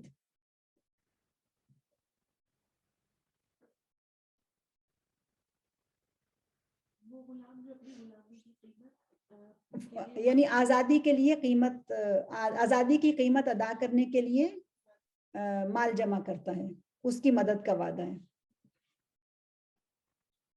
اچھا جی، اب اس کے بعد چند ایک مسائل ہیں جو کہ اگرچہ درمیان میں تھوڑے تھوڑے ہو گئے ہیں لیکن پھر بھی اس کو سمجھ لیں. وہ اس لیے سمجھیں کہ ان کا سمجھنا ضروری ہے. یعنی استحاضہ کیا ہے؟ تو استحاضہ اصطلاح میں حیض کے علاوہ باقی دنوں میں آنے والا ڈسچارج یعنی خون ہے.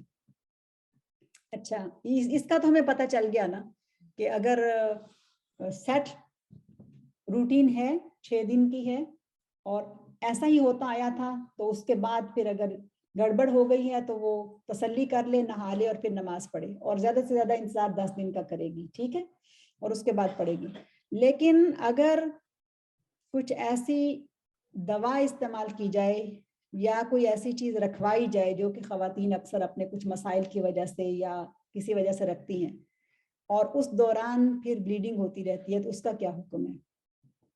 تو اس کا حکم یہ ہے کہ اگر اس دوران مسلسل بلیڈنگ ہوتی رہتی ہے تو وہ دن کے جو ان کے سیٹ دن تھے جس میں ان کو پتا تھا کہ یہ ان کی عادت ہے، 6 دن تھے یا 8 دن تھے، جو بھی تھے، اتنے دنوں کے لیے وہ نماز چھوڑ دیں گی اور باقی دنوں میں پھر اسی طرح سے وہ غسل کر کے نماز ادا کریں گی. وہ نماز چھوڑ نہیں سکتی کہ تھوڑی تھوڑی اسپاٹنگ ہو رہی ہے، بلیڈنگ ہو رہی ہے تو وہ نماز چھوڑ دیں، نماز نہیں چھوڑ سکتی.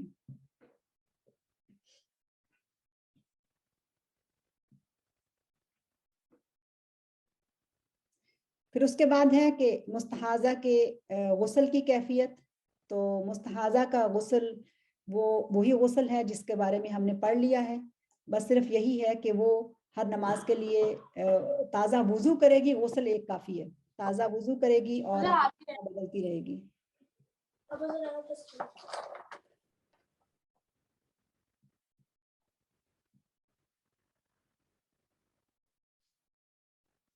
اب اس میں 4 کیفیتیں ہیں لیکن میرا خیال ہے وہ میں آپ کو بتا چکی ہوں، میں اس کو دوبارہ سے ریپیٹ نہیں کرتی. یہ ہو گیا. اچھا،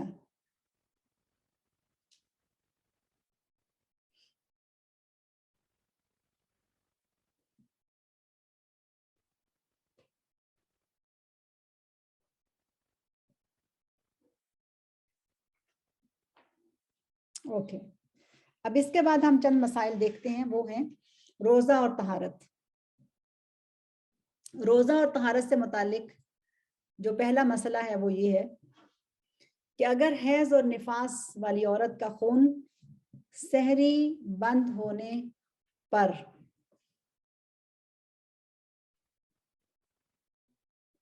بند ہو گیا، یعنی وہ ٹائم کہ جس میں سحور شروع ہوتا ہے اس تک وہ بند ہو گیا یا اس سے 10-15 منٹ بھی بند ہو گیا، تو اگرچہ اس نے پاکی حاصل نہیں کی ہے لیکن وہ روزہ رکھے گی اور پاکی وہ بعد میں حاصل کر سکتی ہے.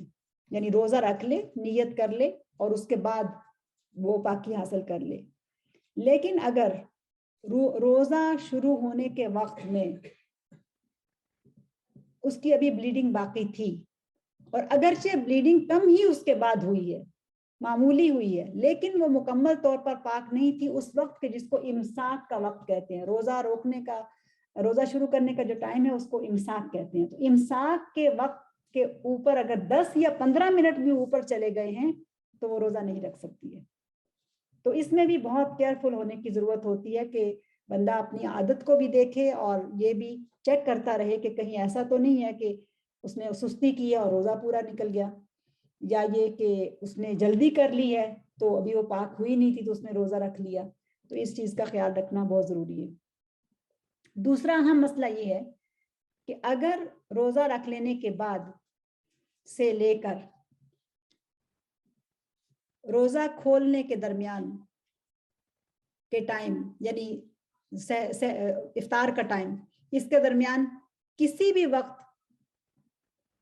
پیریڈ شروع ہو گئے تو اس کا روزہ ٹوٹ جاتا ہے. اب یہ جو ہمارے ہاں تصور ہے کہ اگر کچھ بہنوں نے مجھ سے یہ کہا کہ اگر 12 بجے سے پہلے ہو جائے تو پھر تو آپ روزہ کھول لیں، آپ کا روزہ نہیں ہے، لیکن اگر 12 بجے کے بعد ہو تو پھر آپ شام تک اس کو پورا کرو. آپ روزے سے ہیں, ایسی کوئی بات نہیں ہے. روزہ ٹوٹ گیا, روزہ ٹوٹ گیا, چاہے وہ روزہ رکھنے کے 1 گھنٹے بعد, آدھے گھنٹے کے بعد, یا یہ کہ ظہر کے بعد, عصر کے بعد, کسی بھی ٹائم پہ ہو, روزہ ٹوٹ گیا. اب عورت کھا پی سکتی ہے, اسے اس روزے کی قضا کرنی ہوگی. اس معاملے میں بہت ساری غلط فہمیاں میں نے سنی ہے لوگوں سے. ایک خاتون کہنے لگی کہ نہیں, یہ ہمیں معلوم ہے کہ روزہ ٹوٹ گیا لیکن احترام ہے. میں نے کہا کس چیز کا احترام ہے؟ نہیں, روزے کا احترام ہے کہ اس کو شام تک پورا کیا جائے. باجی بکس میں لکھا ہوا ہے, بکس میں لکھا ہوا ہے, خاص طور پہ وہ جو بیچتے دیور پڑھاتے ہیں پہلے, اب تو خیر کوئی نہیں پڑھتا, اس میں لکھا ہوا ہے کہ روزے کے احترام میں آپ بیٹھی رہے, کھائے کچھ نہیں, پیے کچھ نہیں. ایسی کوئی بات نہیں ہے.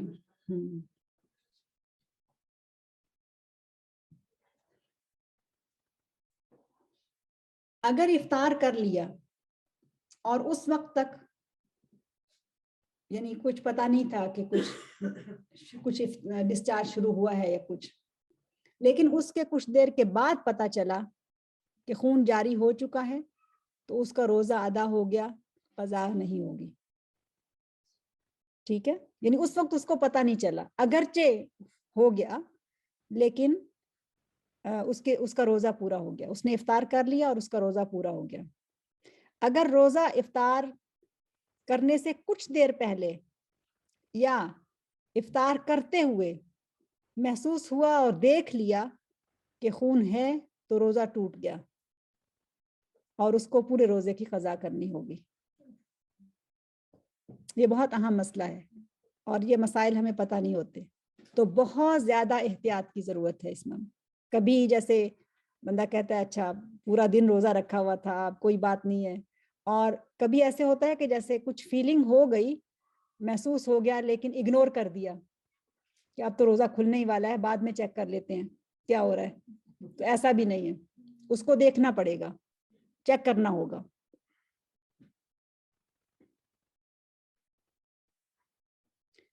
اگر صرف درد شروع ہوا اور کسی قسم کا کوئی ڈسچارج نہیں ہے, تو خالی درد کے اوپر روزہ نہیں کھولا جائے گا, یعنی وہ ٹوٹے گا نہیں.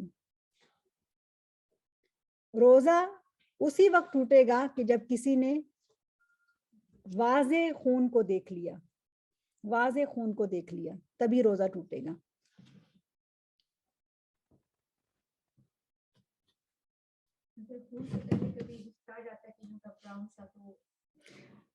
براؤنش کا اعتبار نہیں کیا جائے گا, یعنی اگر تو واقعی خون ہے تو وہ ہے, لیکن اگر میلا کچیلا سا ہے یا ایسے تھوڑا سا گندا سا ڈسچارج ہے تو اس کا اعتبار نہیں کیا جائے گا.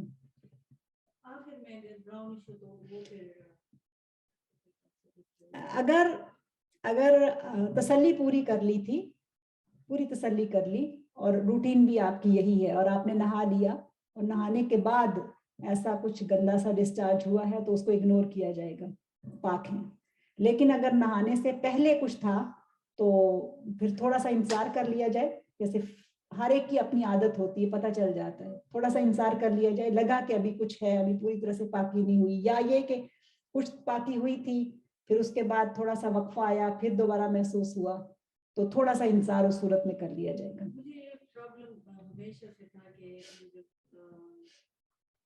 پیریڈ شروع ہونے سے 2-3 دن پہلے سے ایسے مطلب براؤنش سے مطلب کوئی خون بھی نہیں ہوتا تھا, 3 دن تک ایسے رہتا, اس کے بعد سے پھر پراپر شروع ہوتا ہے. ہاں جی, آپ نماز پڑھیں گی کیونکہ وہ پورا وہ نہیں ہے, ہاں وہ خون نہیں ہے. نماز اسٹارٹ کر لے دن بھی زیادہ ہو جاتے. ہاں جی, نہیں وہ نہیں ہے, اس کا اعتبار نہیں کیا جائے گا. اسی طرح سے وہ آگے ویسے میں نے الگ سے لکھا تھا کہ یہ جو میناپوز کے مسائل ہوتے ہیں, میرا خیال ہے اس کو اسی میں دیکھ لیتے ہیں پھر. ٹھیک ہے, اچھا. Oh, the spirit.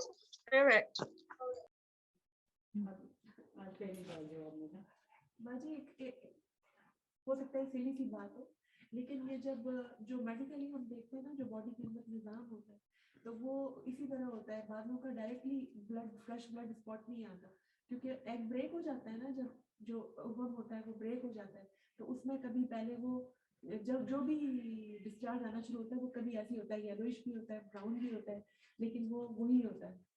لیکن پیریڈ کا جو آغاز ہے وہ ریڈ خون سے ہوگا. جی شریعت ہمیں یہ بتاتی ہے کہ پیریڈ کا آغاز جو ہے وہ ریڈ خون سے ہوگا. جب آپ نے ریڈ خون دیکھ لیا تو تب آپ کے پیریڈ کا وہ آغاز ہو رہا ہے، تب سے نماز چھوٹے گی. لیکن اگر ایسے ہی کچھ رطوبت ہے یا کچھ اس طرح سے ہے تو جب تک وہ اس میں ریڈ سرخی غالب نہیں آ جاتی ہے اور وہ گندا سا رہتا ہے، میلا سا رہتا ہے، تو اس کا اعتبار نہیں ہوگا.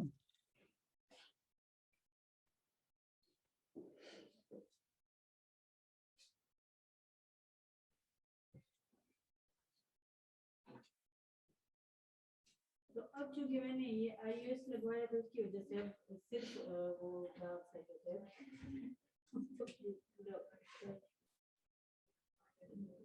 ٹھیک ہے، یہ مسئلہ میں آپ کو بتا چکی نا کہ اگر سحری کے وقت میں پاک ہو گئے اور اتنا وقت نہیں ہے کہ آپ اب سحری کھائیں یا غسل کریں، تو اس میں پھر یہ اجازت ہے کہ آپ پہلے سحری کھا لیں، اور دوسروں کو بھی، ظاہر خواتین کو تو باقیوں کو بھی کروانا ہے، روزہ رکھوانا ہے، تو وہ روزہ رکھوا لیں اور اس کے بعد پھر وہ نہا لیں، اور نہا کے پھر وہ فجر کی نماز پڑھ لیں، روزے کی نیت بھی کر لیں.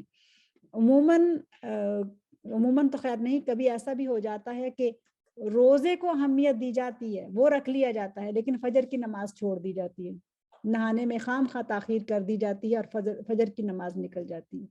تو نماز روزے سے بھی زیادہ اہم ہے. تو یہ اجازت تو ہے کہ آپ روزہ شروع کر سکتے ہیں، لیکن اس کے فوراً بعد آپ نہائیں اور پھر فجر کی نماز نکلنے نہ دیں، فجر کی نماز پڑھ لیں.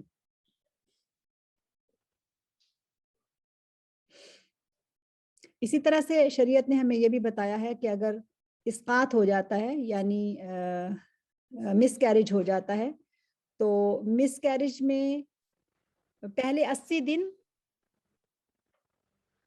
اگر ہے تو یہ استحاضہ ہے، عورت روزہ بھی رکھے گی، نماز بھی پڑھے گی. لیکن اگر 80 دن یا 4 مہینے گزرنے کے بعد ہوا ہے تو وہ نفاس ہے، اور اس کی زیادہ سے زیادہ مدت 40 دن ہوگی. اس دوران جب بھی وہ پاک ہو گئی ہے وہ نماز بھی پڑھے گی، اور اگر رمضان کا مہینہ ہے تو روزے بھی رکھے گی، یا پھر اس کی جو چھوٹے ہیں اس کی قضا کرے گی. 80 دن یعنی 4 مہینے کی اگر پریگننسی تھی.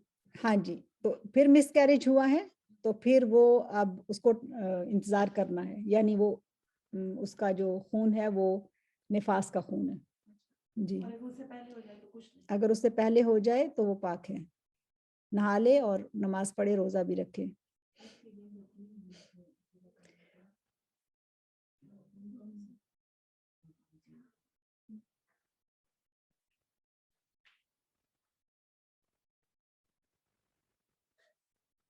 ٹھیک ہے.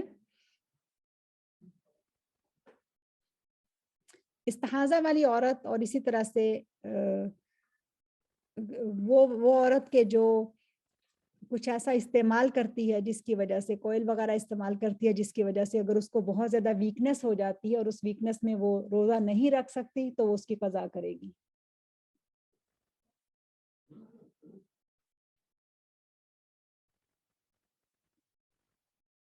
ایک اور اہم مسئلہ، بہت ہی اہم مسئلہ ہے، وہ یہ ہے کہ اگر کوئی شخص بیمار ہے اور اس کی بیماری ایسی ہے کہ اس کو نہیں لگتا کہ وہ صحت مند ہو کے روزے رکھ سکے گا، تو پھر وہ فدیہ ادا کر دے. لیکن اگر اس کو صحت مل جائے تو پھر بہتر یہ ہے کہ وہ روزوں کی قضا بھی کرے، بہتر یہ ہے کہ وہ روزوں کی قضا کرے. اگر نہیں کر سکتا تو اس کا فدیہ جو اس نے دیا ہے وہ ادا ہو گیا ہے. اگر ہمت ہے تو روزے رکھ بھی سکتا ہے، یہ افضل ہے، اگر رکھ لے تو ہے، لیکن اس کا قضا ادا ہو گیا. لیکن فدیہ جب ہم روزوں کا ادا کرتے ہیں تو اس کے لیے یہ ضروری ہے کہ فدیہ پہلے نہ دیا جائے، بعد میں دیا جائے. کیا مطلب ہے اس سے؟ مطلب یہ ہے کہ جیسے ہم لوگ یہاں پر رہ رہے ہیں اس ملک میں، تو ہم کیا کرتے ہیں, رمضان آ رہا ہے تو اس سے پہلے ہی روزوں کا فدیہ کیلکولیٹ کیا اور کہیں بھیج دیا. ایسا نہیں ہوتا ہے. یہ ہو سکتا ہے کہ ہم اپنے روزوں کا حساب کریں اور 10 روزوں کا کر لیں یا پھر 20 روزوں کا یا پھر 30 روزوں کا, جتنے بھی ہوتے ہیں اس کے بعد ادا کریں. اس کی وجہ کیا ہے؟ اس کی وجہ یہ ہے کہ فدیہ تب ادا ہوگا جب روزہ آپ کے اوپر فرض ہوگا. جب روزہ فرض نہیں ہوا تو اس وقت تک فدیہ نہیں ہے. ٹھیک ہے, یہ بہت اہم مسئلہ, یہ مجھے بھی معلوم نہیں تھا, لیکن جب ہمارے شیخ نے یہ سمجھایا تو پھر مجھے پتا چلا کہ کتنے سارے لوگ ہیں کہ جو فدیہ اس طرح سے ادا کر لیتے ہیں. بالکل ایسے ہی ہے کہ جیسے ظہر کی نماز کا وقت ابھی داخل نہیں ہوا تھا اور آپ نے اس سے پہلے نماز ادا کر لی. سمجھ گئے؟ یعنی جب روزہ انسان کے اوپر فرض تب ہوگا, مثلا اگر رمضان شروع ہوا ہے تو روزہ فرض ہوگا, اور وہ دن شروع ہوا ہے تو روزہ فرض ہوا ہے. اگر اس دن میں اس سے پہلے ہی کچھ ہو جاتا ہے تو روزہ تو اس کے اوپر فرض نہیں ہے نا. تو فدیہ تب ادا کرنا چاہیے جب روزہ اس کے اوپر فرض ہوا ہے. اور دوسری چیز اہم اس میں یہ ہے کہ فدیے کے لیے پیسوں سے زیادہ بہتر ہے کھانا دیں. لیکن اگر کوئی شخص کھانا, جیسے حالات ایسے ہوتے ہیں کہ جس میں آپ کوئی غریب تو ہے نہیں آپ آس پاس, تو پھر آپ یہ انتظام کروائیں کہ کہیں پہ اگر ایسا ہو سکتا ہے کہ کوئی آپ کے بہاف پہ آپ اس کو پیسے بھیج دیں تو وہ کھانا کھلا دے, تو یہ زیادہ افضل ہے. کھانا کھلانا زیادہ افضل ہے. لیکن اگر کوئی شخص اس کے باوجود بھی نہیں کر سکتا, یہ انتظام بھی نہیں ہو سکتا, تو پھر وہ پیسے دے دے. اب یہ کیا جا سکتا ہے کہ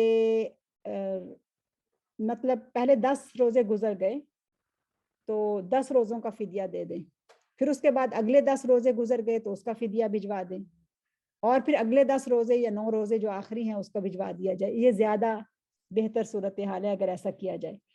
اب ایک اور سوال, وہ یہ کہ پہلے بھیج دینا آسان ہے, اکٹھا بھیج دینا آسان ہے.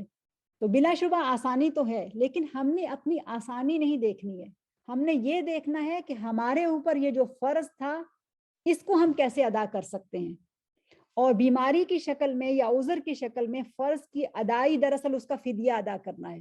فدیہ ہی ہے نا دراصل جو ہم سے اس فرض کو ہٹا رہا ہے, یا اس کا جو نہ کرنے کا بوجھ ہے وہ ہم سے ہٹا رہا ہے. تو ایسی صورت میں اس تکلیف کو برداشت کر لینا یا اس چیز کا انتظام کر لینا کہ 10 دنوں کا کر کے فدیہ ادا کر دیا جائے, اور کسی کو اگر ہو سکتا ہے تو کہہ دیا جائے کہ وہ ہمارے بہاف پہ ان پیسوں سے کسی کو کھانا کھلا دے, تو یہ زیادہ بہتر صورت ہے. بہت لوگوں کو اس کے بارے میں پتہ نہیں ہوتا.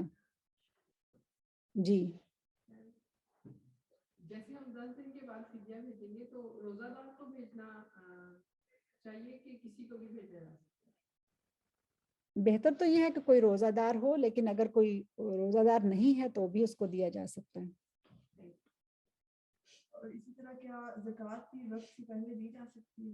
کہ اگر کسی کی مطلب کہ پورا سال ابھی نہیں گزرا تو وہ پہلے ہی بھیج دے پاکستان یا کسی اور کنٹری میں کہ وقت سے پہلے میں بھیج دیتا ہوں کیونکہ میرا اس وقت پہ پورا سال ہو جائے گا.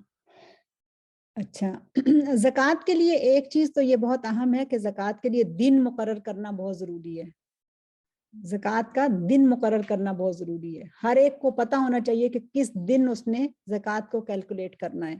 مثلاً کوئی شخص اگر 10 رمضان کر لیتا ہے تو 10 رمضان جو ہے اس دن اس نے اپنی زکوٰۃ کا حساب کرنا ہے.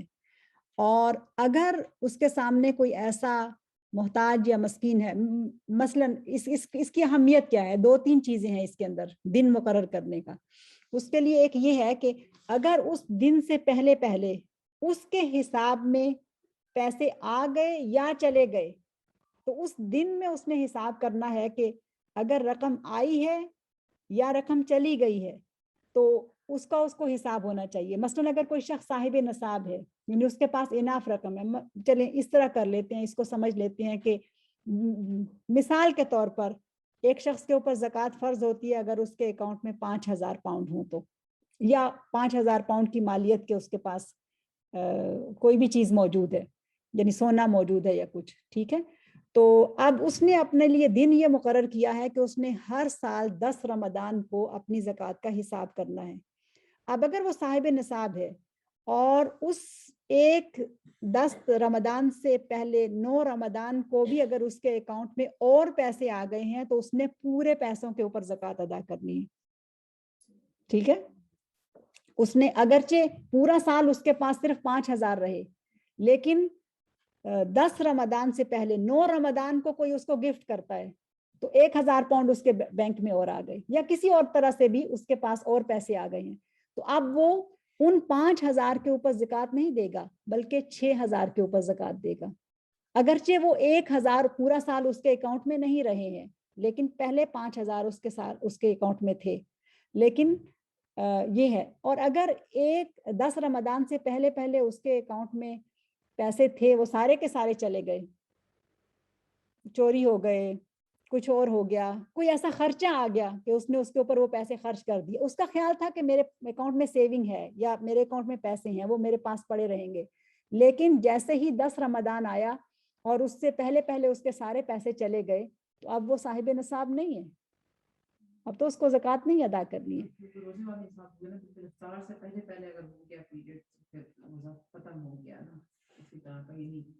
جی ہاں نہیں, یہاں پوائنٹ یہ ہے, ہم اس کو روزے کے ساتھ نہیں لگاتے کہ شاید بات, چونکہ فقہ ہے نا تو کہیں ایسی الجھ نہ جائے. یہاں پر مسئلہ یہ ہے کہ ہر صاحب نصاب کو, ہر مسلمان کو اپنے لیے تاریخ مقرر کرنا, دن مقرر کرنا کہ اس دن کو مجھے حساب زکوٰۃ کا کرنا ہے, یہ بہت ضروری ہے, بہت ضروری ہے. اس کو اوپن نہیں رکھ سکتے ہیں, اوپن رکھیں گے تو ہماری زکوٰۃ صحیح کیلکولیٹ نہیں ہوگی. ہمارے پاس اس 10 تاریخ سے تک جتنے بھی پیسے آتے گئے ہیں سال میں, کمی یا بیشی ہوتی رہی ہے, یعنی اوپر نیچے جائے گا. ہمارے شیخ نے ہمیں پورا اس کا وہ گراف بنا کے فقہ الزکوٰۃ جب پڑھائی تھی تو اس طرح انہوں نے کہا کہ یعنی ایک مہینے ہو سکتا ہے, یعنی جنوری میں آپ کے پاس صرف 5,000 تھے اور فیبرری میں جو ہیں وہ آپ کے پاس 10 ہو گئے, پھر مارچ میں خرچہ زیادہ ہو گیا, وہ پھر 5 پہ چلے گئے یا 4 پہ چلے گئے, پھر اپریل میں آپ کے پاس اور پیسے آ گئے, وہ 6 ہو گئے یا 7 ہو گئے, پھر اگلے مہینے بے شک اس سے کم ہو گئے, لیکن چونکہ 5 آپ کو صاحب نصاب بناتا ہے اور 5 جو ہیں وہ آپ کے پاس آپ کا خیال ہے رہیں گے اور ہیں بھی, تو 10 تاریخ تک اگر 5 رہے اور اس میں ایڈ بھی ہوتے گئے تو آپ کو پورے کے اوپر زکوٰۃ ادا کرنی ہے. یہ بہت اہم مسئلہ ہے. اب یہ کہ زکوٰۃ کیا پہلے بھیجی جا سکتی ہے, یہ بہت اہم سوال ہے. اگر کوئی ایسی ضرورت سامنے پیش آ جائے اور اس ضرورت پر آپ صرف زکوٰۃ ہی دے سکتے ہیں, آپ کے پاس سامنے اس کے علاوہ کوئی اور چیز نہیں ہے, تو آپ اس سے پہلے زکوٰۃ کا تھوڑی بہت کیلکولیشن کر کے جو اس وقت ہے آپ نکال سکتے ہیں, اس ضرورت مند کو دے سکتے ہیں, لیکن جو فائنل آپ کا کیلکولیشن ہوگی وہ اسی تاریخ کے اوپر ہوگی. پھر جو بقایا رہ گیا ہے وہ آپ ادا کر دیں گے. اگر آپ نے پہلے سے ادا کر دی, لیکن جب 10 تاریخ کو آپ حساب کرنے بیٹھے تو آپ نے دیکھا کہ میرا تو کچھ بچا ہی نہیں ہے, میں اپنے حساب سے تو دیتی رہی زکوٰۃ, لیکن 9 تاریخ کو سارا مالی خرچ ہو گیا یا کوئی ایسی ضرورت پڑ گئی کہ جس میں وہ سب چلا گیا, تو اب میں مکلف نہیں ہوں. تو اہل علم یہ کہتے ہیں کہ آپ کی پہلا زکوٰۃ کی نیت سے دیا ہوا مال آپ کے لیے صدقہ ہو جائے گا, اجر جو ہے وہ محفوظ رہے گا. تو زکوٰۃ میں یہ ایک حکم ہے, اس میں بھی تھوڑا سا اختلاف ہے علماء کا, لیکن یہ حکم ہے کہ ضرورت کے مطابق زکوٰۃ پہلے دی جا سکتی ہے. مثلا میں آپ کو ایک اور بات بتاتی ہوں, اور اسی مثال سے انہوں نے بھی ہمیں سمجھایا تھا کہ مثلا آپ نے ارادہ کیا کہ کسی ایک یتیم کی کفالت کریں گے, اور آپ کا خیال تھا کہ الحمدللہ اناف موجود ہے کہ میرے بچوں کے پلنے کے ساتھ ساتھ ایک یتیم بھی پلتا رہے گا, تو آپ اس کو دے رہے تھے, لیکن حالات ایسے ٹائٹ ہو گئے, اب آپ کے پاس اتنی گنجائش نہیں ہے کہ آپ اس بچے کو وہ سپورٹ کریں اور اس کو افورڈ کریں. تو اس صورت میں آپ اگر صاحب نصاب ہیں تو آپ کہیں کہ ٹھیک ہے میں اپنی زکوٰۃ کی رقم سے اس کو وہ کر دیتی ہوں, تو آپ ایسا کر سکتے ہیں, چونکہ اب وہ تو آپ کی یعنی کفالت میں اب ہے نا, اور آپ نے تو اس کو کرنا ہی ہے, تو خرچ تو آپ نے کرنا ہی ہے. تو اگر بہتر یہ ہوگا کہ آپ پھر اس کو بجائے اس کے کہ آپ اسے دستبردار ہو جائیں اور کہیں کہ اب تو میں افورڈ ہی نہیں کر سکتی, اس کو چھوڑ دیں, پھر آپ اس کو زکوٰۃ میں دے دیں. یا کوئی ڈیزاسٹر کہیں ہو جاتا ہے یا ایسی کوئی چیز آ جاتی ہے کہ جس میں آپ کے پاس اور نہیں ہے, لیکن آپ سمجھتے ہیں کہ چلیں زکوٰۃ سے ادا ہو سکتا ہے, تو آپ اس طرح سے زکوٰۃ ادا کر سکتے ہیں. لیکن فدیہ, روزے کا فدیہ دراصل روزے کی فرضیت کے ساتھ ہے. جیسے ہم ظہر کی نماز ظہر سے پہلے نہیں پڑھ سکتے کہ ہم 10 بجے ہی پڑھ کے فارغ ہو جائیں. ایسے ہی روزہ بھی جب دن آیا تو ہمارے اوپر روزہ فرض ہوا, ہم اس کے مکلف ہوئے, تو اس دن کے اندر یا اس دن کے اینڈ پہ تو دیا جائے گا, لیکن اس سے پہلے نہیں دیا جائے گا. تو ایسے میں پھر علماء یہ کہتے ہیں کہ چند دنوں کو اکٹھا کر لیا جائے, 5 دن یا 10 دن اکٹھے کر لیے جائیں, پھر اس کا ادا کر لیا جائے, پھر 5 دن اور 10 دن اکٹھے کر لیے جائیں, اس کا ادا کر لیا جائے. اس طرح سے کیا جا سکتا ہے. ٹھیک ہو گیا جی. یہ زکوٰۃ کا حساب اسلامی مہینے سے ہوگا نا؟ اسلامی مہینے سے ہوگا, اور اگر آپ دوسرے مہینے سے کرتے ہیں تو پھر جو اس کے اوپر آئے گا اس کا بھی کر لیا جائے گا. جی لیکن یعنی اگر آپ دوسرے کیلنڈر کے مطابق کرتے ہیں تو پھر اتنے دن ایڈ کر لیجئے, ہاں جتنا بنتا ہے اتنے ایڈ کر لیجئے.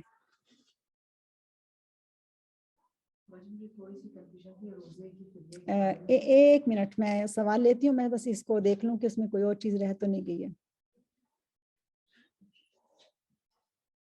ایک اہم سوال یہ چیز رہ گئی ہے کہ اگر اعتکاف کوئی خاتون کر رہی ہے تو اعتکاف کے دوران اگر پیریڈ شروع ہو جاتے ہیں تو اعتکاف ٹوٹ گیا, اس کی قضا نہیں ہے. اعتکاف کی قضا نہیں ہے, یہ اہم مسئلہ ہے. قضا روزے لگاتار بھی رکھے جا سکتے ہیں اور ایک ایک کر کے بھی, اس میں کوئی وہ نہیں ہے کہ قضا روزے مسلسل رکھنے ہیں. ایک چھوڑ کے بھی رکھا جا سکتا ہے, 2 چھوڑ کے بھی رکھے جا سکتے ہیں, مسلسل بھی رکھے جا سکتے ہیں. قضا روزوں کا حساب رکھنا بہت ضروری ہے, اور بہتر یہ ہے کہ لکھ کر رکھا جائے.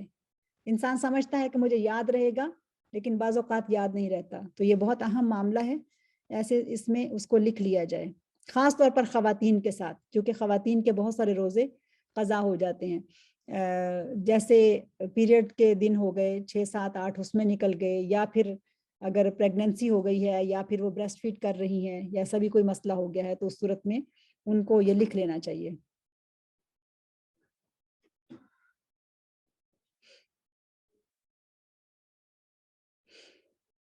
روزے کی حالت میں میاں بیوی کا تعلق قائم کرنا یہ سخت ترین گناہ ہے, اور ایسے شخص پر قضا اور کفارہ دونوں واجب ہیں.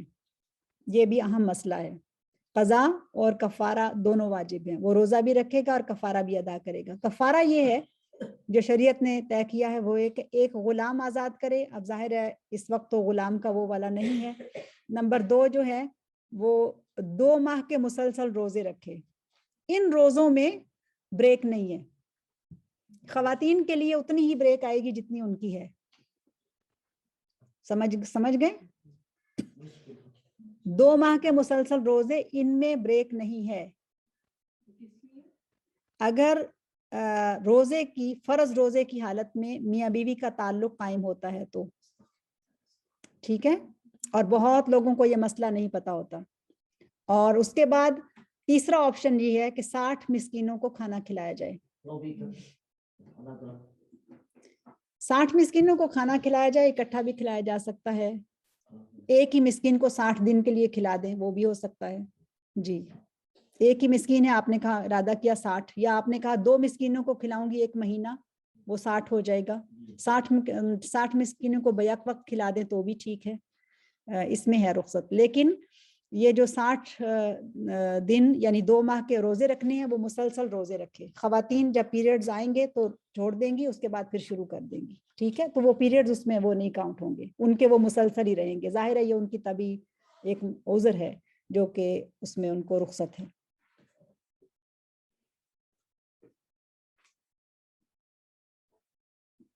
ایک اور اہم مسئلہ وہ ہے دراصل کفارہ اور فدیہ میں فرق. کفارہ کیا ہے اور فدیہ کیا ہے؟ کفارہ دراصل کسی عبادت میں نقص کے واقع ہو جانے یا جان بوجھ کر کسی ممنوع کام کا ارتکاب کرنے پر شریعت نے سزا مقرر کی ہے, اس کو کفارہ کہتے ہیں.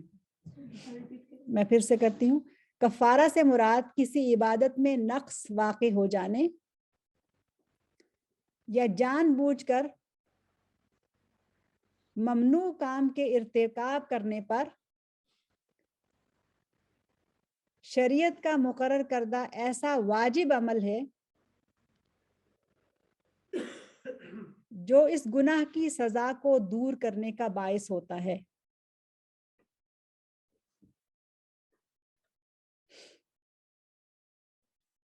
یہ کفارہ ہے. مثلاً روزے کی حالت میں تعلق قائم نہیں ہو سکتا اور اگر کسی نے کیا تو اس کے اوپر کفارہ ہے. قسم توڑنے کا کفارہ ہے. ٹھیک ہے. تو اس طرح کی جو چیزیں ہیں کہ جن کا پورا کیا جانا ضروری تھا لیکن اس میں نقص واقع ہو گیا تو اس پر کفارہ ہے. اور کفارہ دراصل انسان سے اس سزا کو ہٹا دیتا ہے. جو گناہ اس کو ملا وہ اس سے دور ہو جاتا ہے اور وہ تسلی بھی رکھے. اگر اس نے کفارہ ادا کر دیا تو اپنے آپ کو بھی معاف کرے اور تسلی رکھے, اللہ تعالیٰ کی رحمت سے بھی امید رکھے کہ اس نے اس کو معاف کر دیا. فدیہ, فدیہ سے مراد کسی عبادت کا بدل ہے. فدیہ کسی عبادت کا بدل ہے. مثلاً کوئی شخص کسی شرعی عذر کی بنا پر روزہ نہیں رکھ سکتا اور بعد میں قضا بھی نہیں کر سکتا تو ایک روزے کے بدلے میں ایک مسکین کو کھانا کھلا دے. تو یہ کیا ہے؟ اس روزے کا بدل ہو گیا ہے. اس کو کہتے ہیں فدیہ. جی, وہ سزا کو ٹالنا ہے اور یہ کمپنسیشن ہے. فدیہ وصول کرنے والے مسکین کے لیے یہ ضروری نہیں کہ وہ روزے سے بھی ہو. اگر روزہ دار ہے تو اچھی بات ہے, آپ کسی نمازی روزہ دار کو کھلا دیں. لیکن اگر کوئی شخص بیمار ہے, وہ روزہ رکھ ہی نہیں سکتا لیکن مسکین ہے, ڈیزرو کرتا ہے, تو آپ اس کو دے سکتے ہیں. غیر مسلم کو نہیں دے سکتے. غیر مسلم پر صدقہ ہو سکتا ہے, زکوٰۃ بھی نہیں دی جا سکتی اور فدیہ بھی نہیں دیا جا سکتا, کفارہ بھی نہیں دیا جا سکتا. ٹھیک ہو گیا. کفارہ اور فدیہ, اس میں شریعت نے جو ایک نظام ہمیں دیا ہے وہ بہت خوبصورت نظام ہے.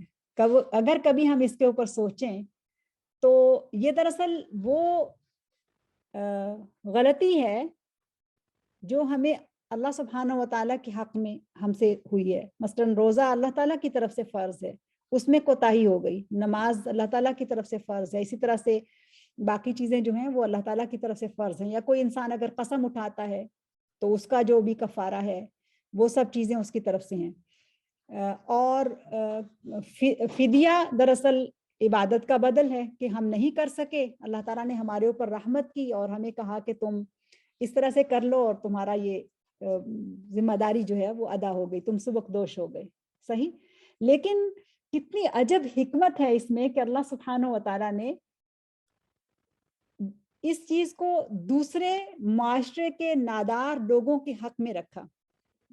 کیسا خوبصورت نظام ہے کہ حق اللہ سبحانہ و تعالیٰ کا ہے تو ہم دوسروں کو دے رہے ہیں, غریبوں کو کھلا رہے ہیں. تو کتنا خوبصورت یہ دین ہے کہ جو ہمیں ہمارے گناہوں کی تلافی کے لیے بھی دوسروں کی خدمت سکھا رہا ہے. سبحان اللہ. اپنی تلافی ہو رہی ہے, ہم خود سزا سے بچ رہے ہیں لیکن دوسروں کی خدمت کر کے.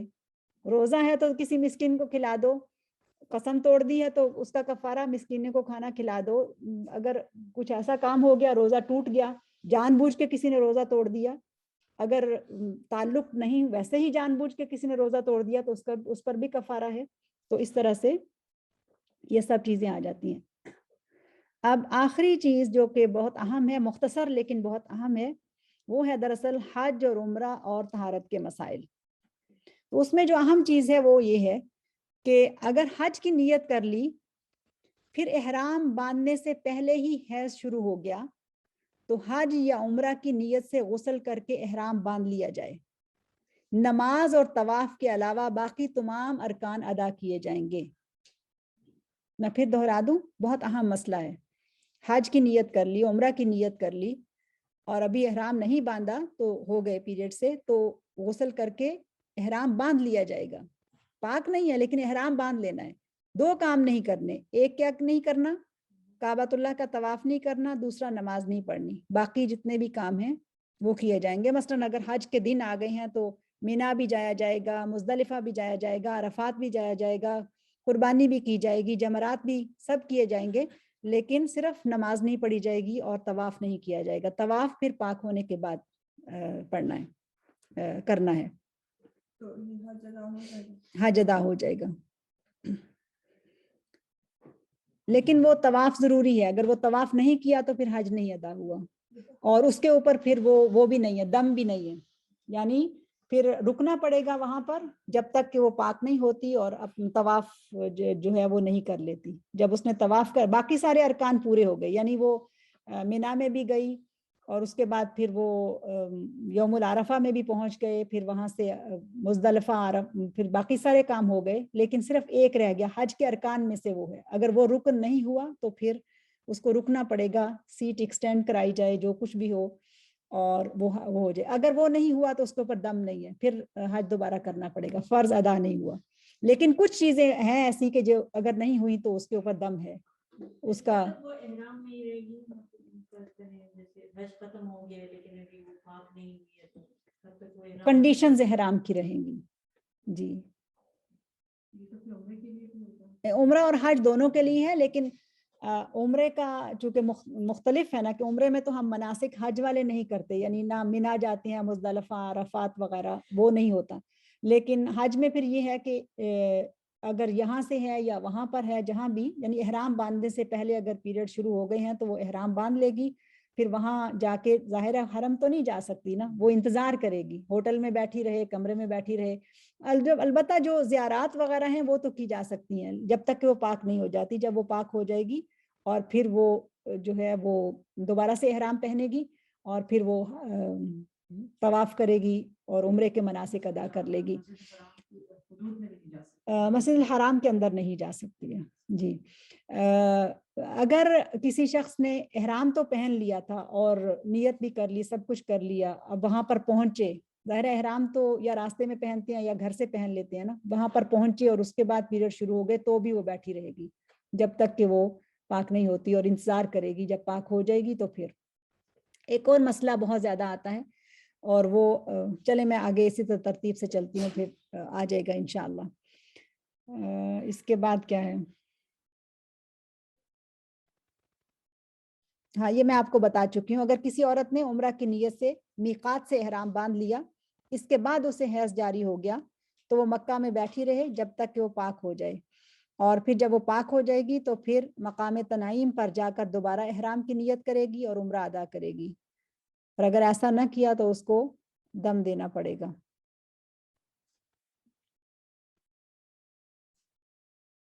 اسی طرح سے ایک اور اہم چیز ہے, وہ ہے طواف وداع اور ناپاکی کی حالت.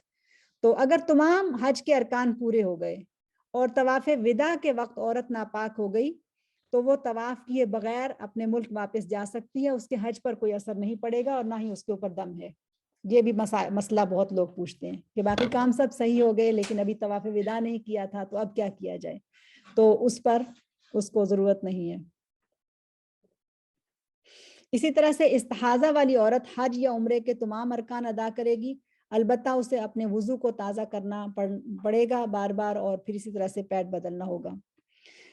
حج کے حوالے سے ایک اور اہم چیز وہ یہ, خاص طور پر احرام کے حوالے سے, کہ احرام میں یہ جو ایک تصور ہے کہ اگر ایک دفعہ رومال پہن لیا تو اس کو اتار نہیں سکتے, ایسا نہیں ہے. یعنی حج کی کنڈیشنز ہیں اصل میں, اس کے اندر رہنا ہے, اس میں جو پابندیاں اس کے اندر رہنا ہے. جب وہ نہائے گی تو ظاہر ہے کپڑے اتارے گی, جب وہ وضو کرے گی تو مسح کرے گی, اپنا دوپٹہ اتار سکتی ہے, کپڑے تبدیل کر سکتی ہے, لیکن حج کی کنڈیشنز کے اندر رہنا ہے. بعض خواتین یہ پوچھتی ہیں کہ بس وہ رومال باندھ لیا اور وہ کر لیا تو اس کے بعد اس کو اتارا نہیں جا سکتا, ایسی کوئی بات نہیں ہے. حج کی کنڈیشنز کے اندر رہنا ہے اس میں. ٹھیک ہے. ابھی ایک اور بات میں نے کہا تھا بعد میں آتی ہے, میں بھول گئی. نہیں وہ میں بعد میں, ابھی ایک بات تھی حج کے اندر آ جائے گی. نہیں وہ کیا تھی میں بھول گئی.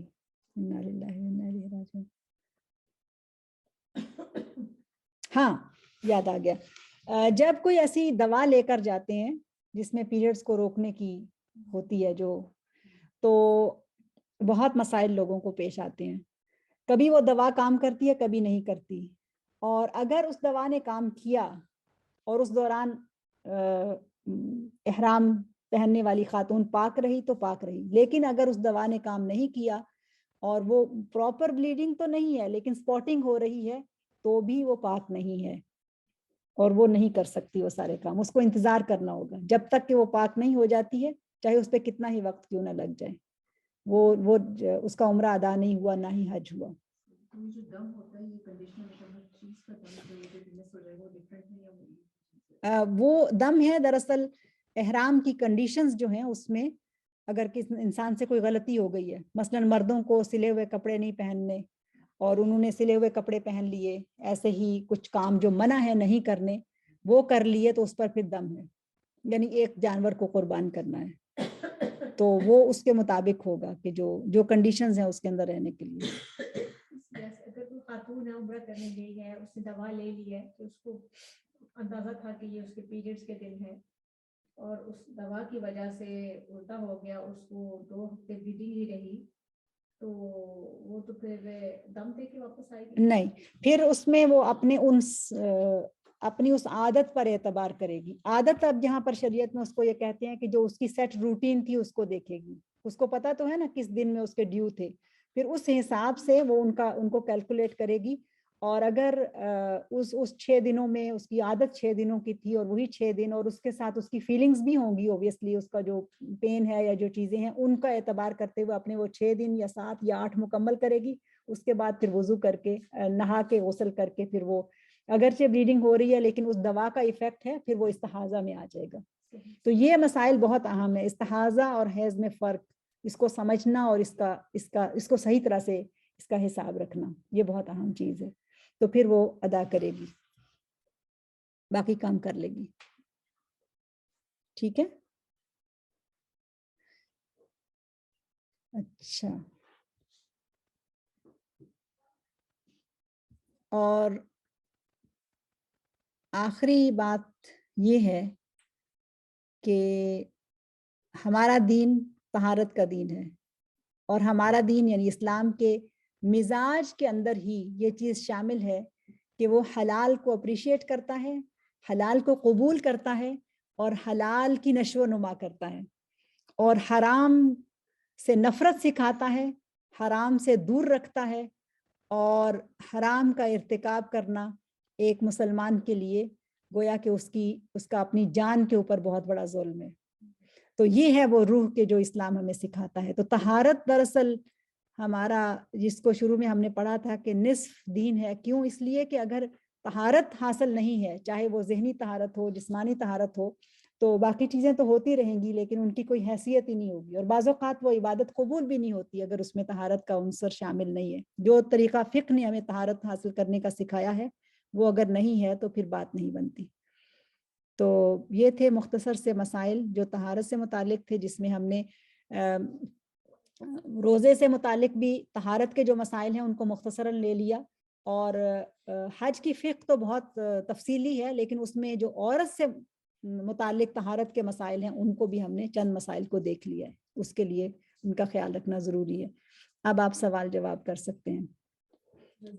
سبحانک اللہم و بحمدک نشہد ان لا الہ الا انت نستغفرک و نتوب الیک. بسم اللہ الرحمن الرحیم. والعصر ان الانسان لفی خسر الا الذین آمنوا وعملوا الصالحات وتواصوا بالحق وتواصوا بالصبر.